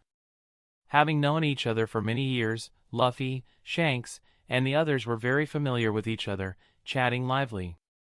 So, this is Luffy? Seeing Luffy right in front of him, Byakuya felt an itch in his heart like a cat's scratch. In Byakuya's eyes, Luffy was no longer just a person but an inexhaustible source of world power. As the chosen one of the pirate world, the central figure of the Pirate King, almost all the plots revolve around him. If he were to be killed, Byakuya reckoned he could gain at least 100,000 units of world power, maybe even directly raise the fusion rate to over 50%. Unfortunately, with Shanks here, such thoughts were simply impossible to realize. Truly, Luffy was worthy of being the protagonist. Just a few days ago, when Byakuya came to Windmill Village, he had to return empty-handed because of Garp's presence.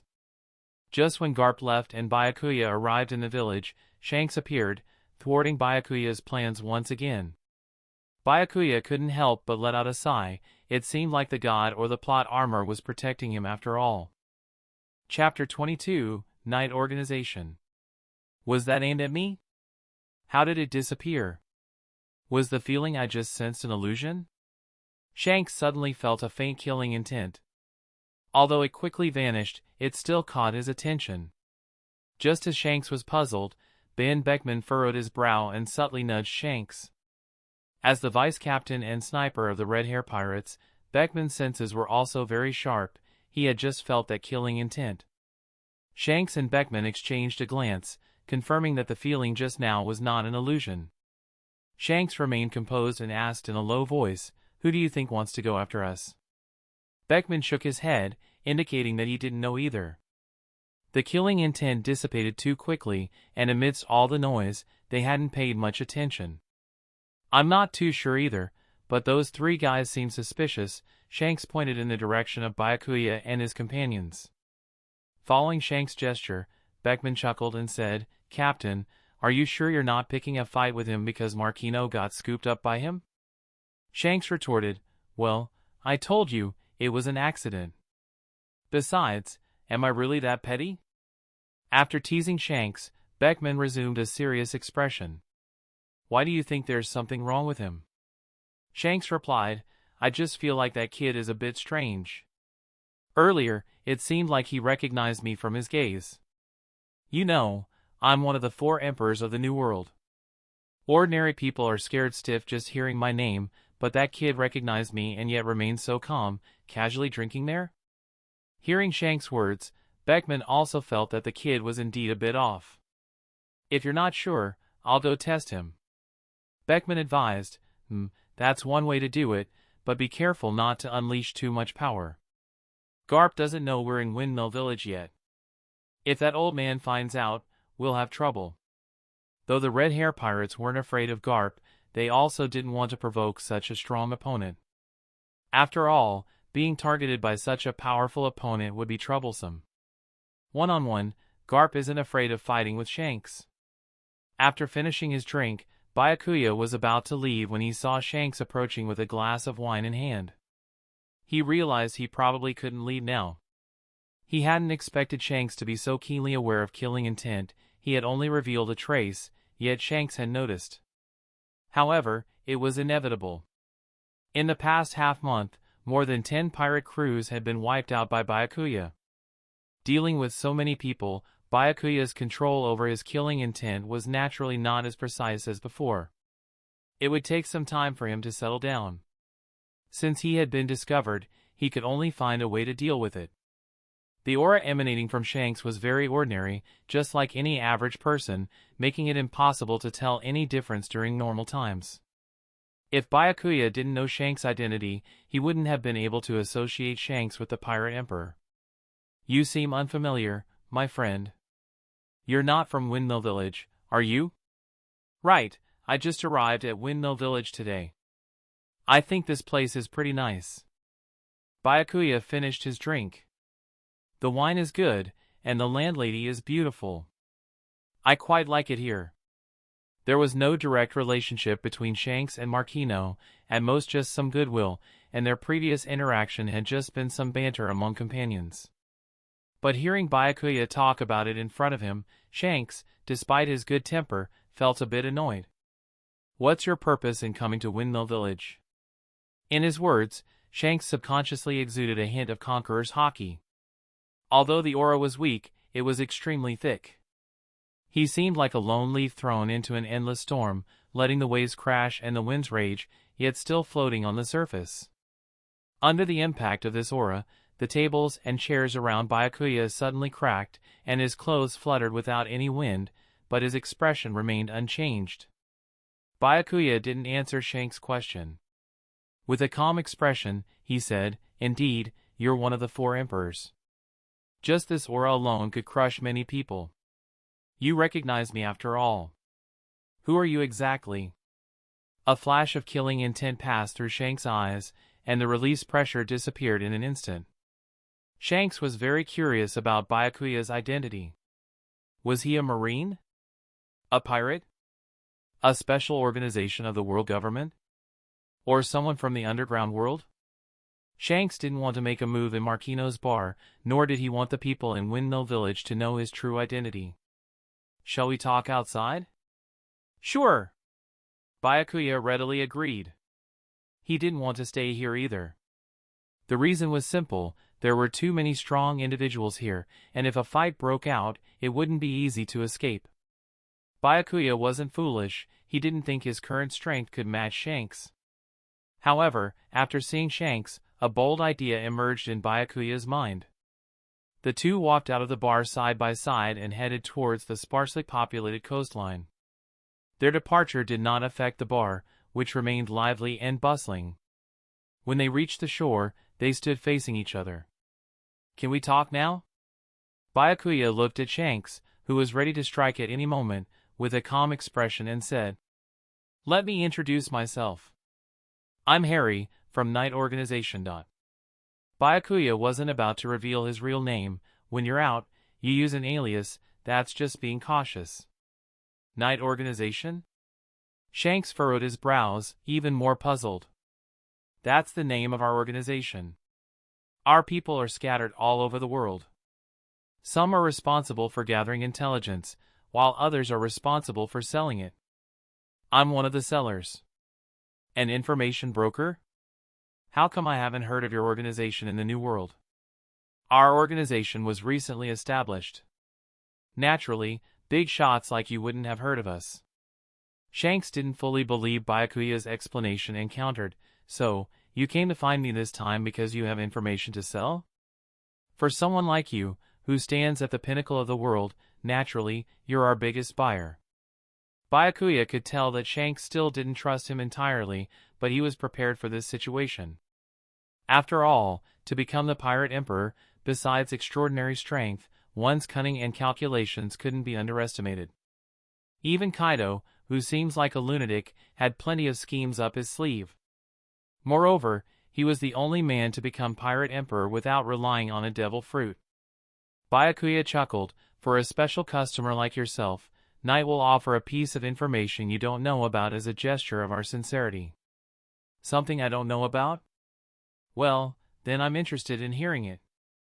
If it turns out I've heard this piece of information before, or if it displeases me, you won't be leaving this island alive today." Chapter 23, King Engine. Despite Shanks's threat, Byakuya wasn't concerned because he was sure this piece of information would shock Shanks. This information is about the former pirate king, Gold, Roger. Did you know that Roger had a child? Byakuya's calm words fell on Shanks's ears like thunder. "See, Captain, Roger had a child? It's impossible. When Roger's crew disbanded, he turned himself in a year later. If he had a child, how could I not know? Moreover, after Roger was executed, the Marines searched Batarilla Island, where Roger was, for months and found no trace of a child. Even the world government isn't aware of this information. Do you think I'll believe you just because you say so?" Mentioning Roger, Shanks drew his griffin and pointed it at Byakuya, his killing intent gathering but not releasing, as if he would strike Byakuya down in the next moment. The once clear sky darkened instantly, countless dark clouds obscuring the sun, and dark purple lightning flashing within the clouds. "The information we sell at night is true." Enveloped in Shanks's conqueror's haki, Byakuya maintained a facade of calmness on the surface while his mind raced to figure out how to escape unscathed if Shanks attacked. Just then, a notification sound rang in his mind. "Congratulations, host, for achieving the achievement Fame in the East Blue, reward, 500 world source points." Byakuya's continuous slaughter of pirates in recent days had spread his name far and wide in the East Blue, unexpectedly achieving one of the methods to increase world source points. Host, Byakuya. Template, One Punch Man Saitama. Fusion level, 8%. World source points, 645. At this critical moment, Byakuya didn't hesitate at all. Being stronger was always better.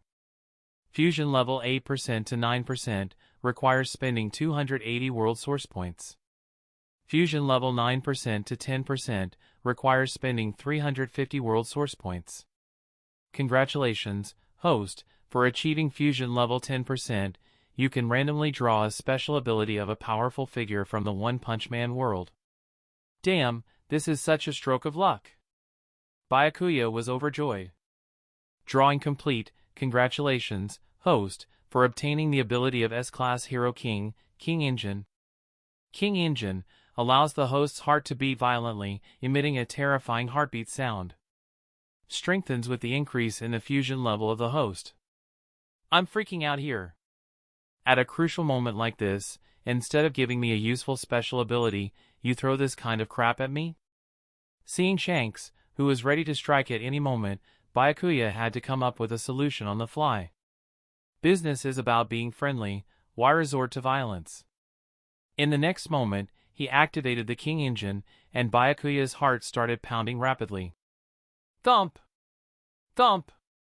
Thump! The sound of his heartbeat grew faster and louder, but Byakuya maintained a calm gaze, staring directly into Shanks's eyes filled with killing intent. Listening to the heartbeat, Shanks felt as if an invisible hand was squeezing his heart, matching the rhythm of Byakuya's heartbeat, creating an oppressive feeling. It was an unfamiliar sensation for Shanks, and his face flushed unnaturally, his aura momentarily stagnating. At the same time, an invincible aura rose from Byakuya, and the clouds in the sky suddenly changed, invisible sound waves breaking apart the pitch-black clouds. The sky returned to its usual clear state, with the warm sunlight shining down as if the previous dark clouds had never existed. Witnessing the changes before him, Byakuya was thrilled. Damn, he didn't expect the King engine to be so powerful, it was almost like a unique Conqueror's Haki. What kind of bizarre ability is this? My Conqueror's Haki was broken. Shanks's expression darkened. Even though he hadn't displayed his strongest Conqueror's Haki just now, judging from the aura he emitted, there were few in the sea who could break through it. The fact that this hairy-fur knight could do it made him realize that this organization was formidable. Shanks, don't get too excited. If you start something and attract Vice Admiral Garp, you'll be in trouble too. Shanks said coldly, I didn't expect you to have such strength. Byakuya knew he was safe now and finally relaxed. To do business with one of the four emperors, naturally, you need someone formidable. Once I fully disclose the information to you, you'll be able to judge its authenticity yourself. After witnessing Byakuya's strength, even Shanks was uncertain about the power of this knight organization. If someone like Harry in front of him was already formidable, what about the other members of this organization? Wasn't their leader even stronger? The sudden appearance of such a mysterious organization on the sea was sure to cause a stir. Seeing that Shanks remained silent, Byakuya continued. Indeed, Roger did have a child before his execution, but the child had not yet been born. At the time, the Marines were searching for Roger's bloodline on Batarilla Island. Roger's wife, Port-Gas Rouge, to prevent the child from being killed, endured the pregnancy for 20 months. She only gave birth after the Marines withdrew their search. Because of this, after the child was born, Port-Gas Rouge was too weak, exhausted, and passed away. When Byakuya mentioned that Roger's wife was Port-Gas Rouge, a young man flashed through Shanks's mind, wearing an orange sun hat with a few freckles on his face. Garp's grandson, Port-Gas Ace. Shanks completely understood Captain Roger's decision to entrust his only flesh and blood to Garp for upbringing. Garp and Roger had been old rivals/friends who fought countless battles together. Over 30 years ago, the two even joined forces to defeat the then strongest Rocks pirates. Garp also earned the title of Marine Hero as a result. Their relationship of both enmity and friendship was complex but also firm. This news was probably mostly true. Shanks's mood was complicated upon realizing that the child he had seen several times before was the captain's flesh and blood.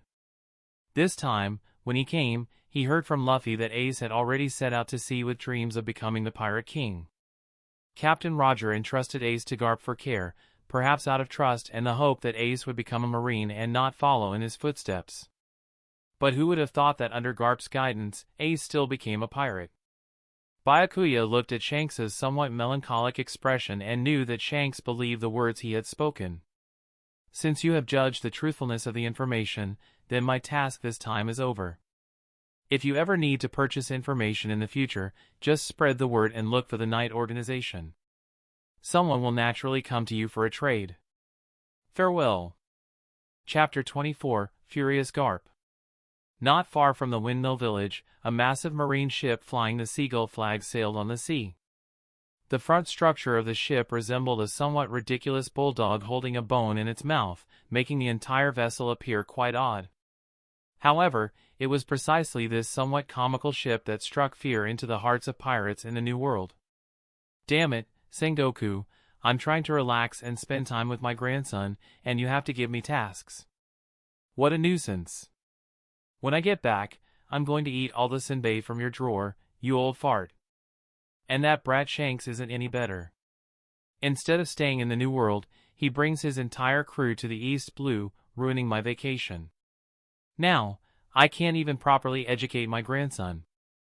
A burly old man, nearly 3 meters tall, with a dog-headed hat, kept cursing. His adjutant, Bogard, looked at Vice Admiral Garp's grumbling demeanor with a hint of helplessness. The surrounding soldiers pretended not to hear, as such incidents occurred at least 3 or 4 times a week. They had grown accustomed to Garp's unconventional behavior. Seizing a momentary break in Garp's tirade, Bogard hurriedly approached and inquired. Vice Admiral Garp, perhaps it's best to notify all East Blue Branch. Currently, it's more important to search for the Red Hair Pirates.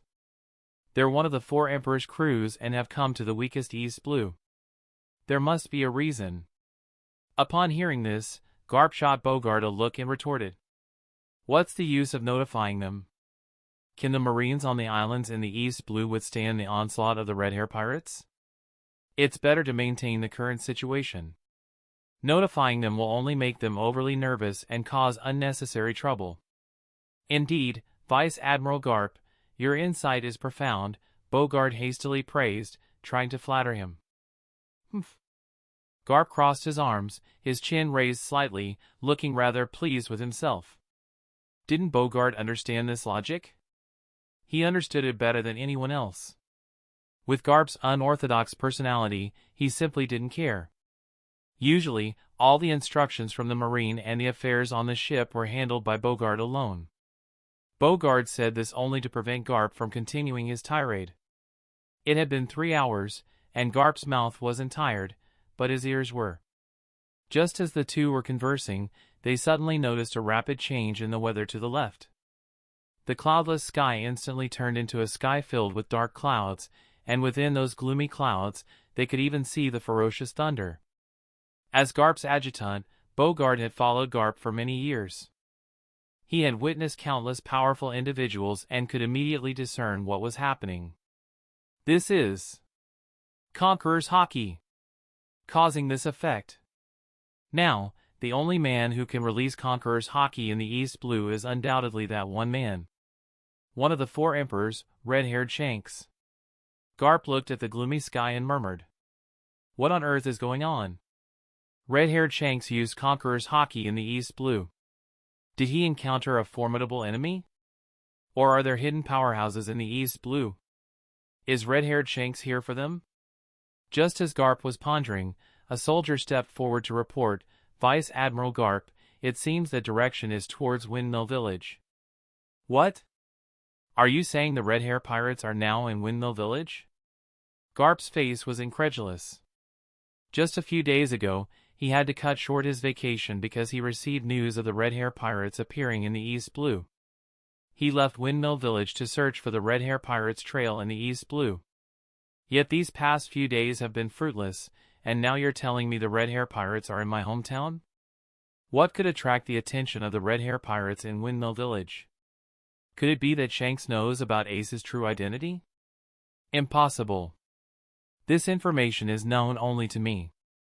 Then who else could be Shanks' target? Is it Luffy? Thinking of this, a flash of insight struck Garp's mind. Why does the straw hat behind Luffy seem so familiar? There's a sense of déjà vu. Could it be Roger's straw hat? At this, Garp suddenly remembered a piece of news from over a decade ago. Back then, after red-haired Shanks went to the East Blue, he unexpectedly lost his left arm. A 4 Emperor lost an arm in the weakest East Blue. This was a huge piece of news at the time. Despite this, the Red Hair Pirates did not explain. Coupled with red-haired Shanks' continued strength, the matter was left unresolved. But since then, every time Garp returned to Windmill Village for vacation, he would see his grandson Luffy wearing an ordinary straw hat. It was from then on Luffy kept shouting about becoming the Pirate King and setting sail to become a pirate. This annoyed Garp to no end, and he had been beating up Luffy for years. But no matter how much he beat him, Luffy remained determined to become a pirate. This also made Garp extremely frustrated. Well, today, he finally found the reason. The problem lies with red-haired Shanks. Every time he comes back to teach my grandson to be a good Marine, as soon as he leaves, Shanks comes over and encourages Luffy to become a pirate, spreading the benefits of being a pirate and undoing all the teaching he has done. Shanks has been playing a big game since 10 years ago. The more Garp thought about it, the clearer and angrier he became. Garp roared angrily, head full speed towards Windmill Village. We must catch the red hair pirates. I'll make that damn Shanks taste the power of my iron fist. Meanwhile, Byakuya, accompanied by Demon 1 and Demon 2, was already heading towards Lobetown. There's less than a week left until the deadline for the rendezvous, so they should make it in time. While their trip to Windmill Village didn't achieve the final goal and almost ended up in a showdown with red-haired Shanks, for Byakuya, this mission wasn't a failure. Originally, when Byakuya mentioned the night organization to Shanks, it was just something he made up on the spot using his name due to the urgency of the situation. However, upon further reflection, the existence of such an organization might be necessary. As a transmigrator, his greatest advantage, besides the system, is the knowledge of the plot stored in his mind. Skillfully using this plot knowledge might yield a significant amount of world source power. The emergence of the Night Organization provides a reasonable source for this information. In the future, even if he summons powerful individuals from other worlds, he can integrate them into the Night Organization. This will only enhance the organization's fame and strength. It's a win-win situation. The more he thinks about it, the more Byakuya feels like a genius. Chapter 25, Speak with Fist.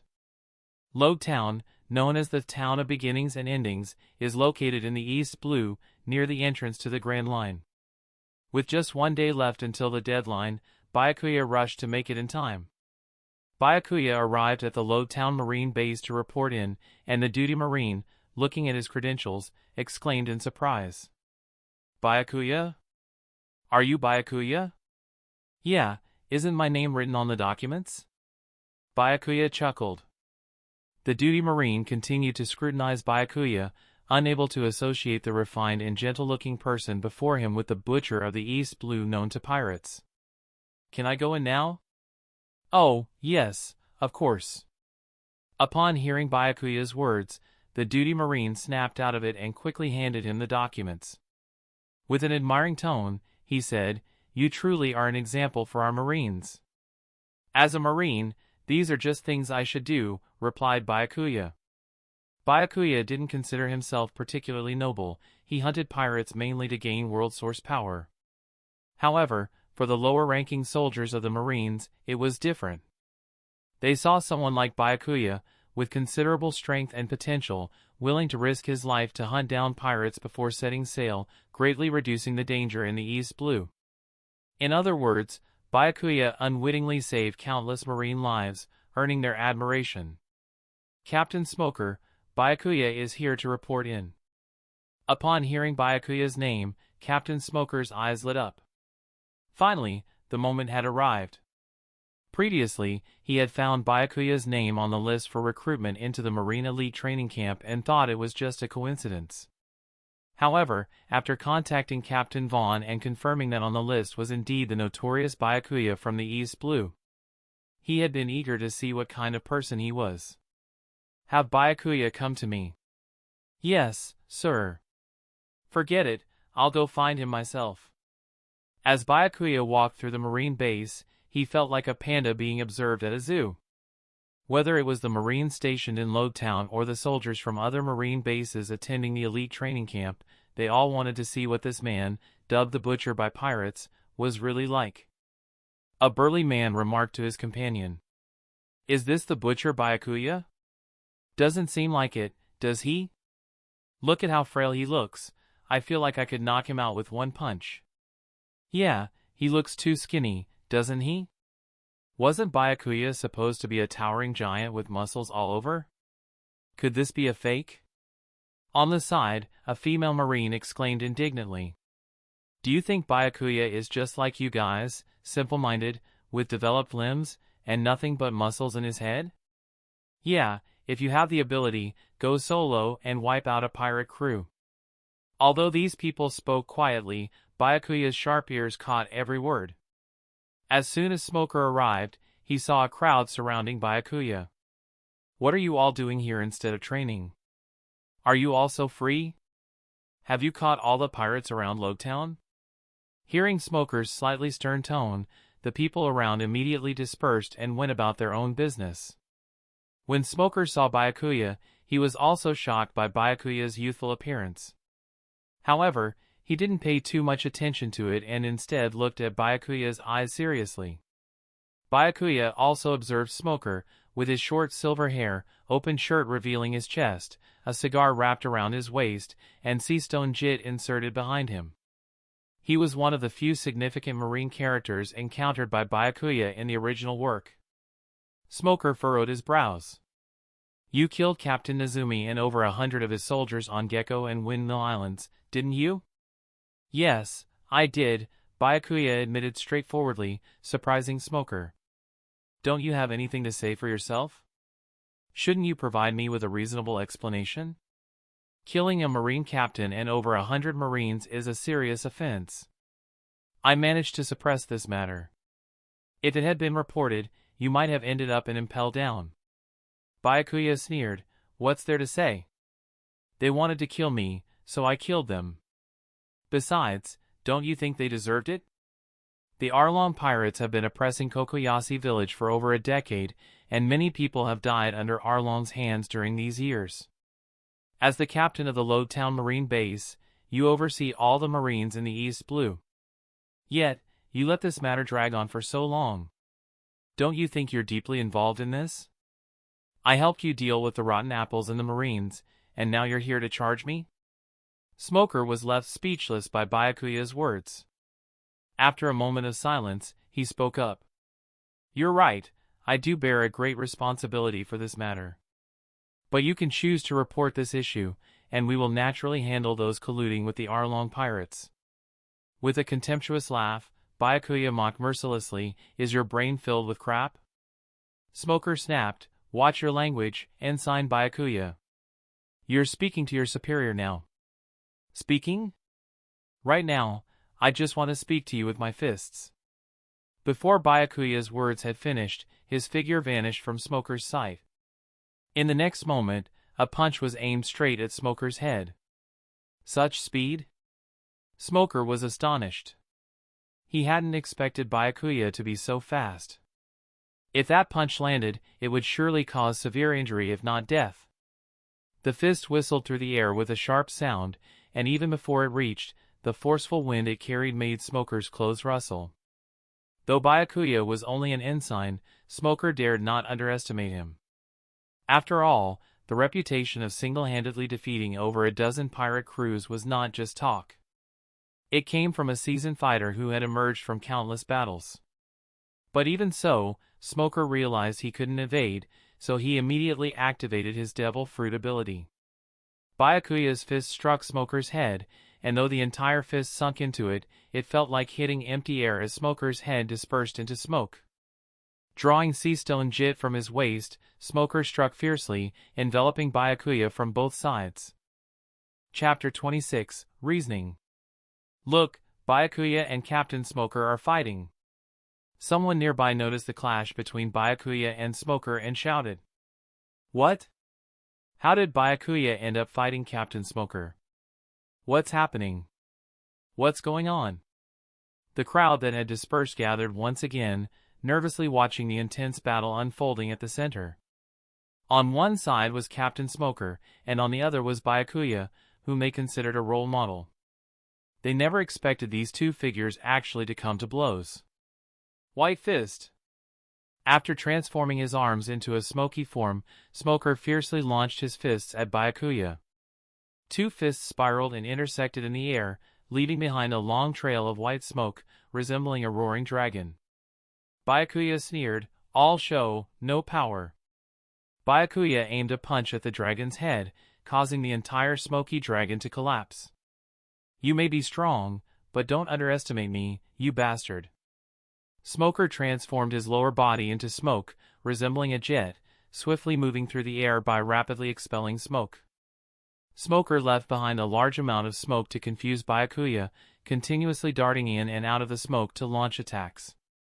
Byakuya kicked away the Jit attacking from the right side, then punched Smoker's chest again.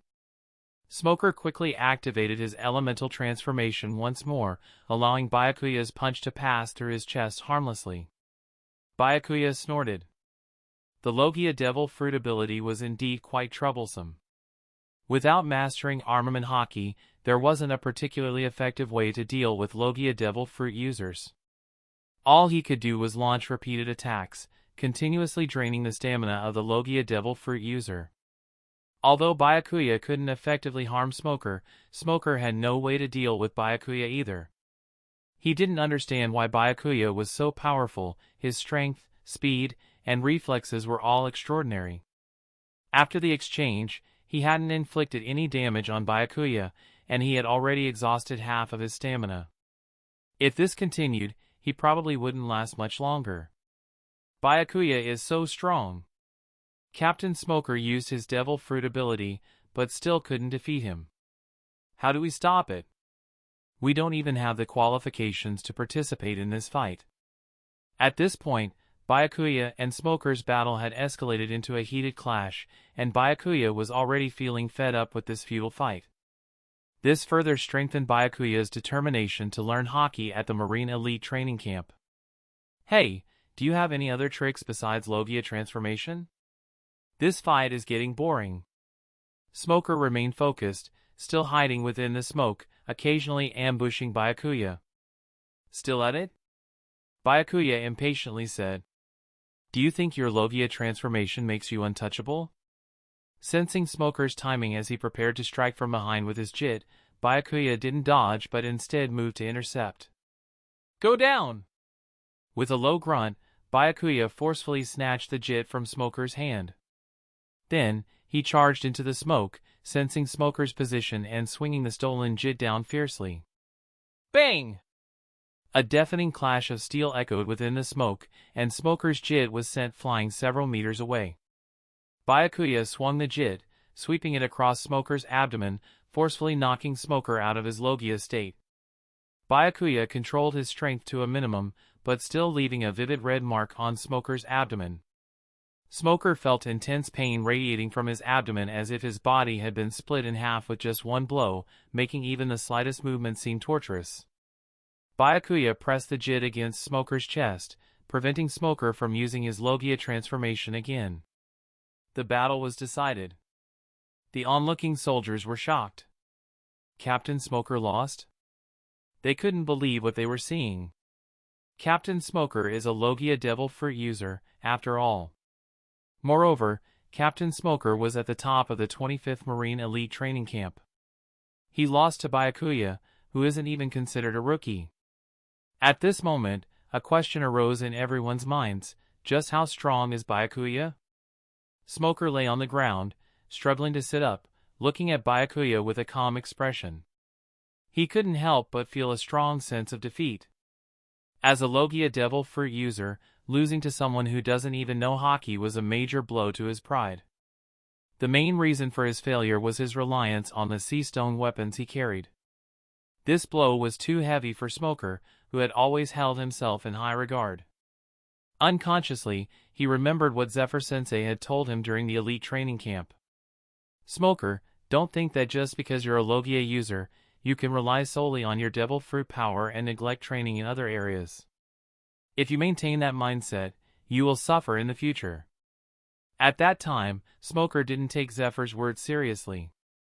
In his view, the three admirals of the Marine, Akainu, Kizaru, and Akiji, were all Logia Devil Fruit users who had mastered their abilities to the fullest. They had become the top figures on the high seas. As he was also a Logia Devil Fruit user, Smoker believed that if he could develop his Devil Fruit abilities well, he could become a powerhouse like the three admirals. But now it seemed he was wrong, very wrong. Byakuya looked at the disheartened Smoker lying on the ground, and couldn't help but furrow his brow. I didn't hit him on the head, did I? Did I knock some sense out of him? Hey, is lying on the ground comfortable? Hearing Byakuya's voice, Smoker snapped out of his daze and struggled to get up from the ground. Byakuya asked, "When I attacked you just now, what was your first thought?" Smoker pondered for a moment. "You betrayed the Marine, I have to arrest you. And what if I don't cooperate?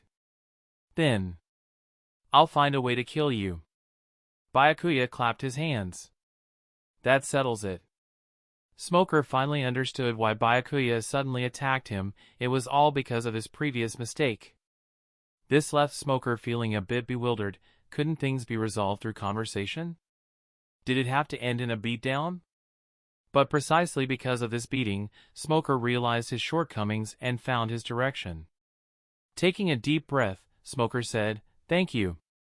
Byakuya looked at Smoker with some astonishment. "Wow, did I knock some sense into him?" Chapter 27, Opinion. Those participating in the Marines' elite training camp need to undergo a brief training period in Logtown.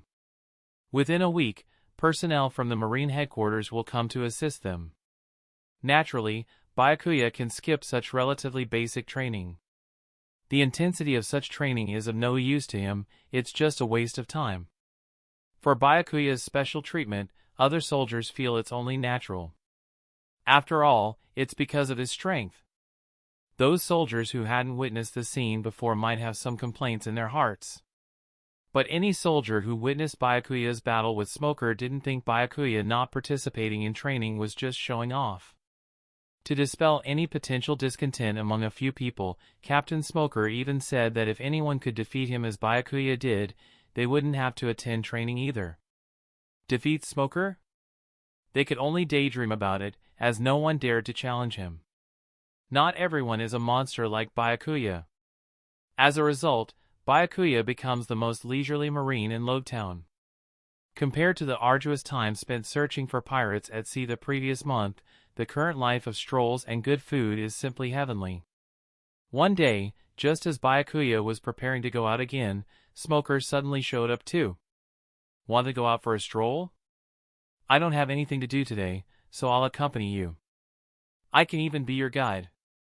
Since Byakuya defeated Smoker, Smoker's attitude towards Byakuya has changed from the superior subordinate to one of equals. The two now interact as peers.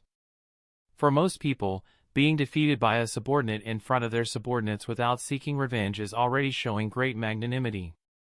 But Smoker not only didn't seek revenge but also treated Byakuya as a friend.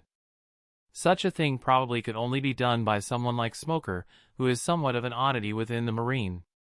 Byakuya has no ill feelings towards Smoker either.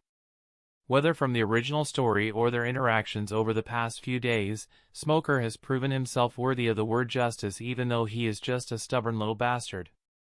Under Smoker's guidance, Byakuya even visited all the famous taverns in Logtown. The two went out in the morning and ended up drinking until sunset before heading back. The once bustling square of Logtown is now deserted, with only a towering execution platform casting a long shadow under the moonlight, facing towards the direction of the Marine base. Smoker, with drunken eyes, stares at the execution platform and murmurs, "Byakuya, what do you think Roger was thinking about before he died?" Byakuya scoffs, "Who knows what Roger was thinking? I'm not his conscience.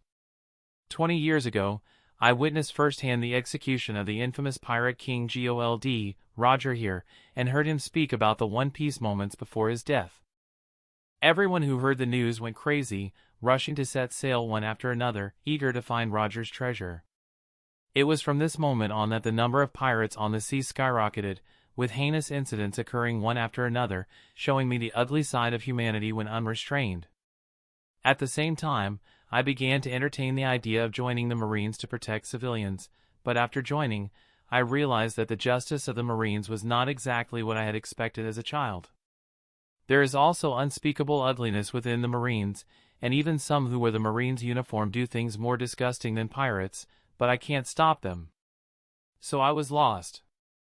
After graduating from the Marine Elite Training Camp, I voluntarily applied to return to my hometown, Logtown. At the very least, I wanted to use my abilities to ensure that my hometown would not be invaded by pirates. But pirates are like an endless stream. Today you kill a batch, tomorrow another batch, and the day after tomorrow, another batch will come. I'm tired of killing. Listening to Smoker's words, Byakuya's expression was complex, and he couldn't help but sigh softly. Smoker was indeed a bit drunk, and it was only because he considered Byakuya a friend that he spoke his mind. He had indeed been too tired over the years. Byakuya said softly, as long as 7 sin exists in people's hearts, there will be an endless stream of people setting sail to become pirates. There's no way around it. Smoker buried his head in his hands, distressed. Is there no way to stop it? Of course, there is. Smoker's eyes lit up, somewhat excited as he grabbed Byakuya's arm. What method? Byakuya uttered a few words, kill them all. As soon as the words were spoken, Smoker suddenly felt a chill, as if the temperature had dropped several degrees out of nowhere. The bone-chilling cold sobered up the somewhat intoxicated Smoker instantly, hesitating. Isn't that what we're doing now? Byakuya shook his head. It's different. The methods now are too soft. Capturing those big-time pirates and not killing them, instead locking them up and impel down. Smoker defended, but that's because if we kill those big-time pirates, their devil fruit abilities will reappear in the sea. If they are picked up by other pirates, it could lead to major losses again. If other pirates pick it up, it could pose a danger. But what if it's found by the Marines? Is it that difficult for the Marines, with our strength, to find devil fruits? The Marines' current actions are like cutting off one's nose to spite one's face. Why worry about the enemy getting stronger? Why not think about how to make ourselves stronger? Byakuya's words plunged Smoker into contemplation. Byakuya's point was valid, but such actions were a double-edged sword. If not careful, they could easily hurt themselves. So what if it's picked up by pirates? I can kill the previous user of the fruit, and naturally, I can kill the next user. I'd like to see if those pirates still dare to eat devil fruits if we keep killing them like this. Byakuya's voice, though not loud, struck Smoker like thunder. Yes. Always being afraid, how can anything be done? If I can kill the previous user, naturally, I can also kill you, the next user. If the devil fruit is found by the Navy first, it would further strengthen the Marines' power. Smoker exclaimed excitedly, what else? Furthermore, there's the matter of the 4 emperors in the New World. As long as the 4 emperors exist, it's like setting an example for other pirates below them, fueling their desire to become pirates. Smoker said sadly, but the 4 emperors' pirate crews are too powerful, and we can't deal with them at all. Byakuya thought to himself, is it that we can't deal with them, or that we don't want to deal with them due to the so-called balanced? That's hard to say. Chapter 28, Smoker. Ding! Congratulations to the host for having a significant impact on the ideological aspects of the original character Smoker, rewarding world source power, 500 points. The system's prompt tone, which hadn't been heard for a long time, sounded again. Can one influence thoughts too? Isn't that too abstract? Or is it because Smoker is a relatively important character in the original work, so influencing thoughts alone can earn world source power? Byakuya thought so, and it wasn't without reason. If you follow the template of Garp and Roger, Smoker and Luffy are perfect replicas. Smoker gave up his hometown to chase Luffy, going directly from the East Blue to the New World. He rose in rank from a branch captain to a vice admiral. Meanwhile, Luffy's bounty rose from 30 million to 3 billion, earning him the title of the 4th Emperor of the New World. If he could earn world source power by adopting such methods, Byakuya could consider improving his oratory skills. Then he could engage in debates, indoctrinating a group of people spiritually. Wouldn't that be a big win? The next morning, Byakuya woke up and opened the data panel. Host, Byakuya. Template, One Punch Man Saitama. Fusion degree, 10%. World source power, 515. Special skill, Emperor's Engine. Fusion degree 10% to 11%, requires expending world source power, 400 points. Feeling a bit distressed by the increase in fusion degree, with only 115 points of world source power left, he suddenly became broke again. However, the effect was still very obvious. Byakuya could feel himself becoming a bit stronger. He had been thinking about exchanging characters from the shop or unlocking the second-level exchange shop. Now it seemed like wishful thinking. It would be better to strengthen his abilities first. Byakuya pondered for a moment. The only way to quickly obtain a large amount of world source power now seemed to be to increase his military rank. Bang, bang, bang. Suddenly, there was a knock on the door. Outside, Smoker's voice sounded, "Byakuya, are you awake? If you are, let's have another fight." Perhaps Byakuya's words last night successfully spurred Smoker on, making him aware of his shortcomings. Byakuya opened the door and saw the excited Smoker, feeling somewhat helpless. "I don't want to fight with someone like you, it's a waste of time and energy." Byakuya still doesn't know hockey, nor does he have a seastone weapon. Fighting Smoker would only be a physical endurance test. He might as well catch up on some sleep with that time and effort. Smoker naturally understood Byakuya's meaning and hastily assured, patting his chest. "I promise not to use my devil fruit power during the fight." Byakuya asked suspiciously, "Not using devil fruit power?" "Yeah, I promise." Byakuya scrutinized Smoker with a disdainful look. "Are you sure you don't have some masochistic tendencies?" Smoker's face went red in rage, his head almost emitting steam from anger. He just wanted to train his abilities other than the devil fruit. Seeing Smoker getting increasingly frustrated, Byakuya quickly agreed. Since someone wanted to get beaten up, then let them be beaten, it wouldn't hurt him anyway. At the training ground, the soldiers who were supposed to be training were all gathered together, chatting away. "I heard Captain Smoker is going to fight Byakuya again."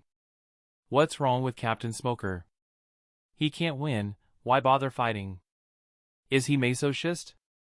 "Yeah, last time he got beaten so badly by Byakuya. Because of that mark on his abdomen, Captain Smoker hasn't undone the buttons on his shirt for 3 days. I've been following Captain Smoker for 3 years, and it was the first time I saw him button up his shirt. I almost died laughing." The soldier spoke, growing happier with each word, his face brimming with indescribable joy. Suddenly, the others noticed Smoker standing behind the soldier who was speaking, his killing intent practically written on his face. They all immediately lowered their heads, afraid of being caught by Smoker's gaze, but the soldier who was talking remained unaware of the impending danger. Seeing that no one laughed, he was somewhat surprised. "What's wrong? Don't you think it's funny?" "Anyway, I found it pretty amusing. I even had 2 extra bowls of dinner that night."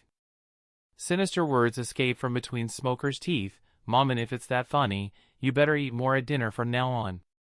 If you're not full, don't even think about sleeping." Mom wailed, "Ah, Captain Smoker. I'm sorry.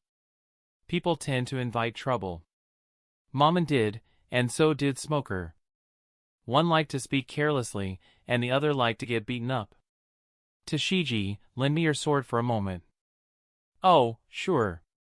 Tashiji awkwardly took out the shigure from her waist and carefully placed it in Byakuya's hand. Because Smoker's weapon was made of seastone, its hardness far exceeded that of ordinary weapons. Shigure was one of the grade blades, with a hardness almost comparable to seastone. That's why Byakuya borrowed the sword from Tashiji. Swing! The sound of a katana rubbing against its scabbard was pleasantly heard. The blade was cold, its edge too thin and light, giving it an overall delicate appearance suitable for a lady's use. Smoker held his jit, his voice deep. "Byakuya, launch your attack at me." Byakuya sighed. The first time he heard such a despicable request, it seemed satisfying him was unavoidable. "Be careful then." Before Byakuya's words had even settled, he appeared in front of Smoker, gripping the shigure tightly with one hand and bringing it down heavily. Smoker, without using his devil fruit power, couldn't dodge in time and could only reluctantly raise his jit to block. Bang!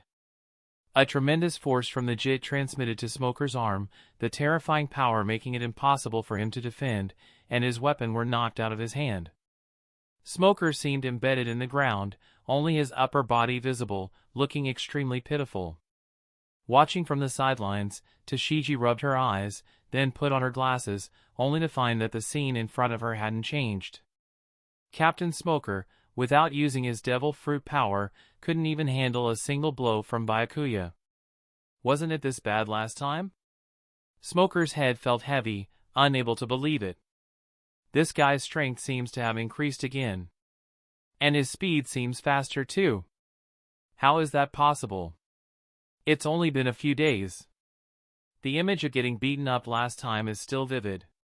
Can the difference between people be this great?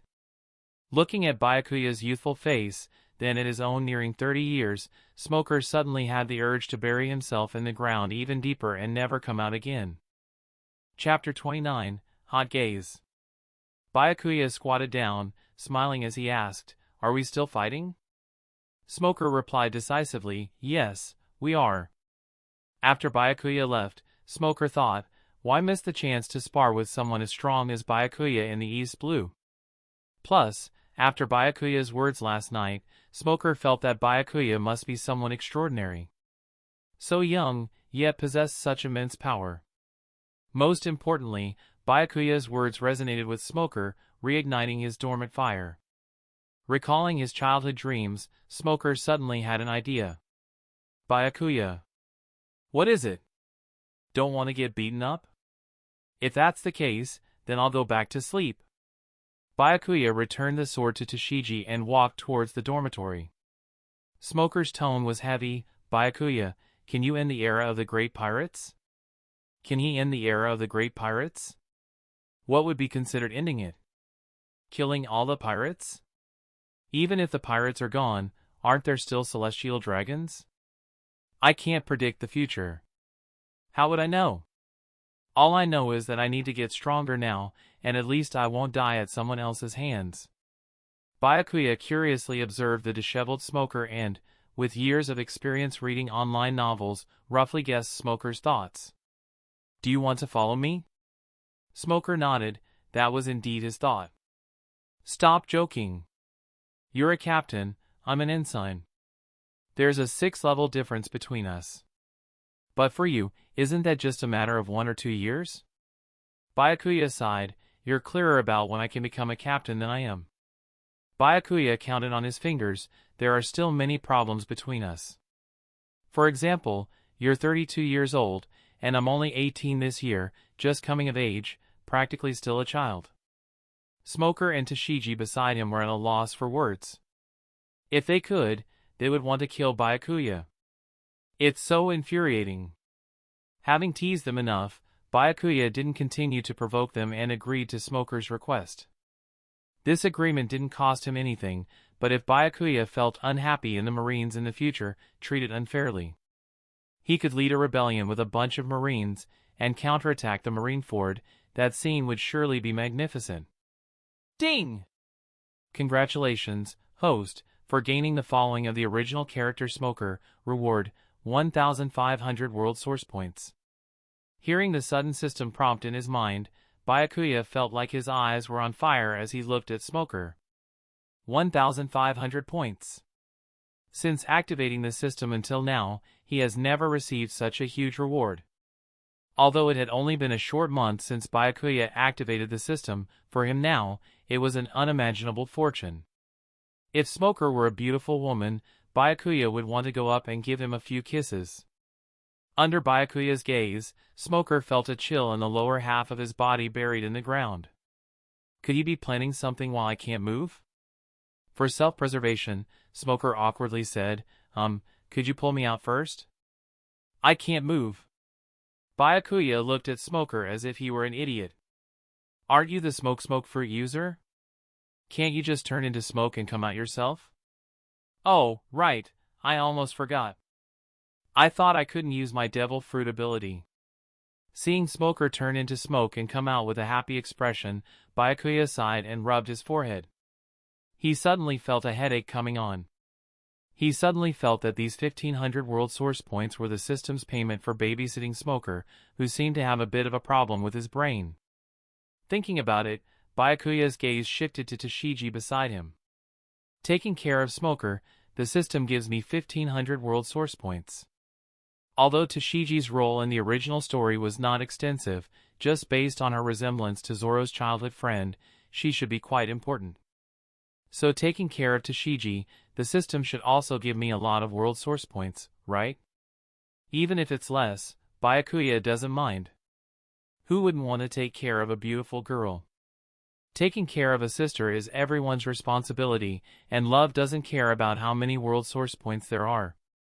That's how enlightened Byakuya is. Jithi. Under Byakuya's hot gaze, Tashigi felt stiff all over, and for a moment, she even imagined various embarrassing scenarios in her mind, her face turning red. The atmosphere became somewhat ambiguous.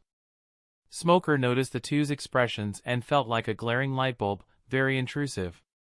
After a while, Smoker couldn't help but speak up. Maybe I should leave first, you guys take your time? Under Byakuya's gaze, Tashigi's face turned red to the roots of her ears, and her chin couldn't sink any lower.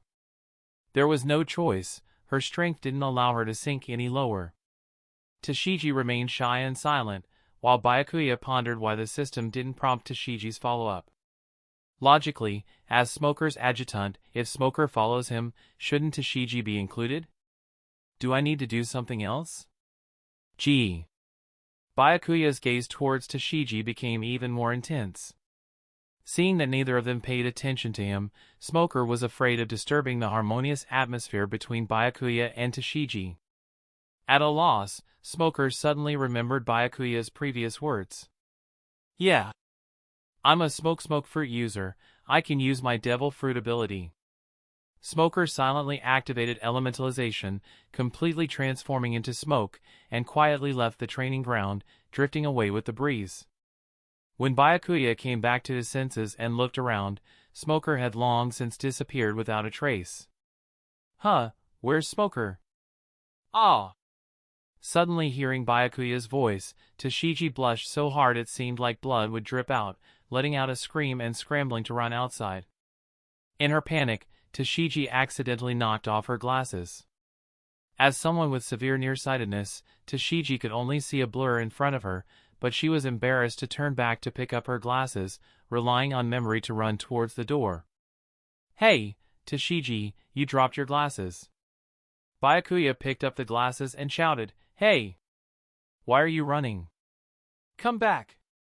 Hearing Byakuya's words, Tashigi ran even faster, as if a hungry wolf were chasing her from behind, ignoring everything and running forward. Byakuya kindly reminded, There's a wall ahead. Unfortunately, the reminder came a bit too late. Bang! Tashigi's head hit the wall, and she immediately passed out. Looking at the 3 dents on the wall, Byakuya shook his head and sighed, Tisk tsk, poor wall, unjustly harmed. He didn't understand why the girl was running so fast. Chapter 30, Improvement. In Log Town, a week quickly passed. Early this morning, Smoker had already informed Byakuya that the Marine headquarters ships would arrive around noon to pick them up. Through Smoker, Byakuya learned that the elite training camp was generally held once every 3 years, with around 500 participants per session. The Marine headquarters itself occupied about 300 slots, while the remaining 200 slots were allocated by the Marines from the 4 Blues. On average, each Blue allocated 50 slots. The soldiers selected from the East Blue Marines to participate in the elite training camp didn't even add up to 40. Not even reaching the average, it was evident that the strength of the East Blue Marines was generally lacking. But there was nothing to be done about it. With weak East Blue pirates, Marine soldiers couldn't undergo relatively good development. Now, with Byakuya stirring up trouble in the East Blue, well, until Luffy sets sail, the East Blue Marines will probably be twiddling their thumbs in idleness. At noon, Smoker led everyone participating in the elite training camp to the port to wait. Byakuya whispered, Smoker, while I'm away, you must train diligently. Don't neglect your physical abilities and devil fruit development. If after I graduate, your strength is still this pathetic, then you might as well retire in Log Town. Smoker nodded incessantly like a chick pecking at grains, repeatedly assuring, "Don't worry, I'll step up my training." "You too, Tashigi." Hearing Byakuya's address, Tashigi blushed all over, shyly replying, "I will, Lord Byakuya." "Then I'll feel relieved." As the three conversed, they saw a ship sailing on the sea, its sails marked with a seagull holding a set of scales, symbolizing the maintenance of peace and order in the world, particularly conspicuous. But even more conspicuous was the figurehead, a somewhat comical-looking bulldog holding a bone in its mouth. This caught Byakuya by surprise. Wasn't someone from the Marine headquarters supposed to come to pick them up? Why was it Garp? Shouldn't this old man be chasing after the red-hair pirates? As the ship docked, Garp disembarked, surprising Smoker. "Vice Admiral Garp, you're here to pick us up this time." "Oh, so it's Smoker." Having graduated from the elite training camp and being the top graduate of his class, Smoker was somewhat famous even at the Marine headquarters, so Garp naturally recognized him. "Why are you still a captain in Lodetown?" Garp asked puzzledly. "With the East Blue Pirates being so weak, staying here is a complete waste of time." Garp's words carried a hint of dissatisfaction. After all, even if Smoker, being a user of the smoke fruit, might not be able to compete with the Admiral's devil fruits, but within devil fruits, he was considered relatively strong. To stay as a mere captain in the East Blue instead of shining in the New World? "No, after this trip back, I'll have Sengoku transfer you to the Grand Line." Faced with Garp's words, Smoker could only smile bitterly and nod. Garp's few words completely changed Smoker's future path. No one would question the authenticity of Garp's words. As a Marine hero, Garp's authority in the Marines was even greater than that of the admirals. He just usually couldn't be bothered with administrative matters. "Are these the Marines selected from the East Blue?" Garp looked over each one, and almost every soldier who was looked at by Garp felt a sense of honor, adjusting to their best mental state. This was a living legend. Whether it was chasing after Pirate King Roger or joining forces with Sengoku to imprison the Golden Lion Shiki and impel down, any of these feats would shock the entire sea. Such a legendary figure personally coming to pick them up, how could they not be excited? Under Garp's gaze, although Byakuya remained unmoved, he felt a bit nervous inside. It was inevitable. Just a few days ago he was planning to kill Garp's grandson. Now that he met the real deal, he naturally had to keep a low profile to avoid attracting Garp's attention. Garp praised, "Very good, truly the elite of the East Blue Marines. I hope that after you arrive at the Marine headquarters, you will train hard and make contributions to protecting the people." The 37 Marine soldiers shouted, "For justice." Byakuya chimed in, subconsciously wanting to shout for freedom, but thankfully he reacted quickly and changed his words in time, otherwise it would have been awkward. "All right, Smoker, I will go first. That old man Sengoku treats me like free labor and has arranged a bunch of tasks for me. I'm just too busy." Cough, cough. Beside him, Bogard coughed to remind Garp that there were other soldiers present. He nearly coughed up his lungs. "What's with the coughing?" "I'm already doing them a favor not cursing in front of the soldiers. Isn't calling him an old man acceptable?" Bogard could only smile helplessly. "You can do whatever you want, as long as you're happy." The surrounding soldiers were shocked to hear Garp's words. "You called Fleet Admiral Sengoku an old man, and that's not considered cursing? Then what would be considered cursing?"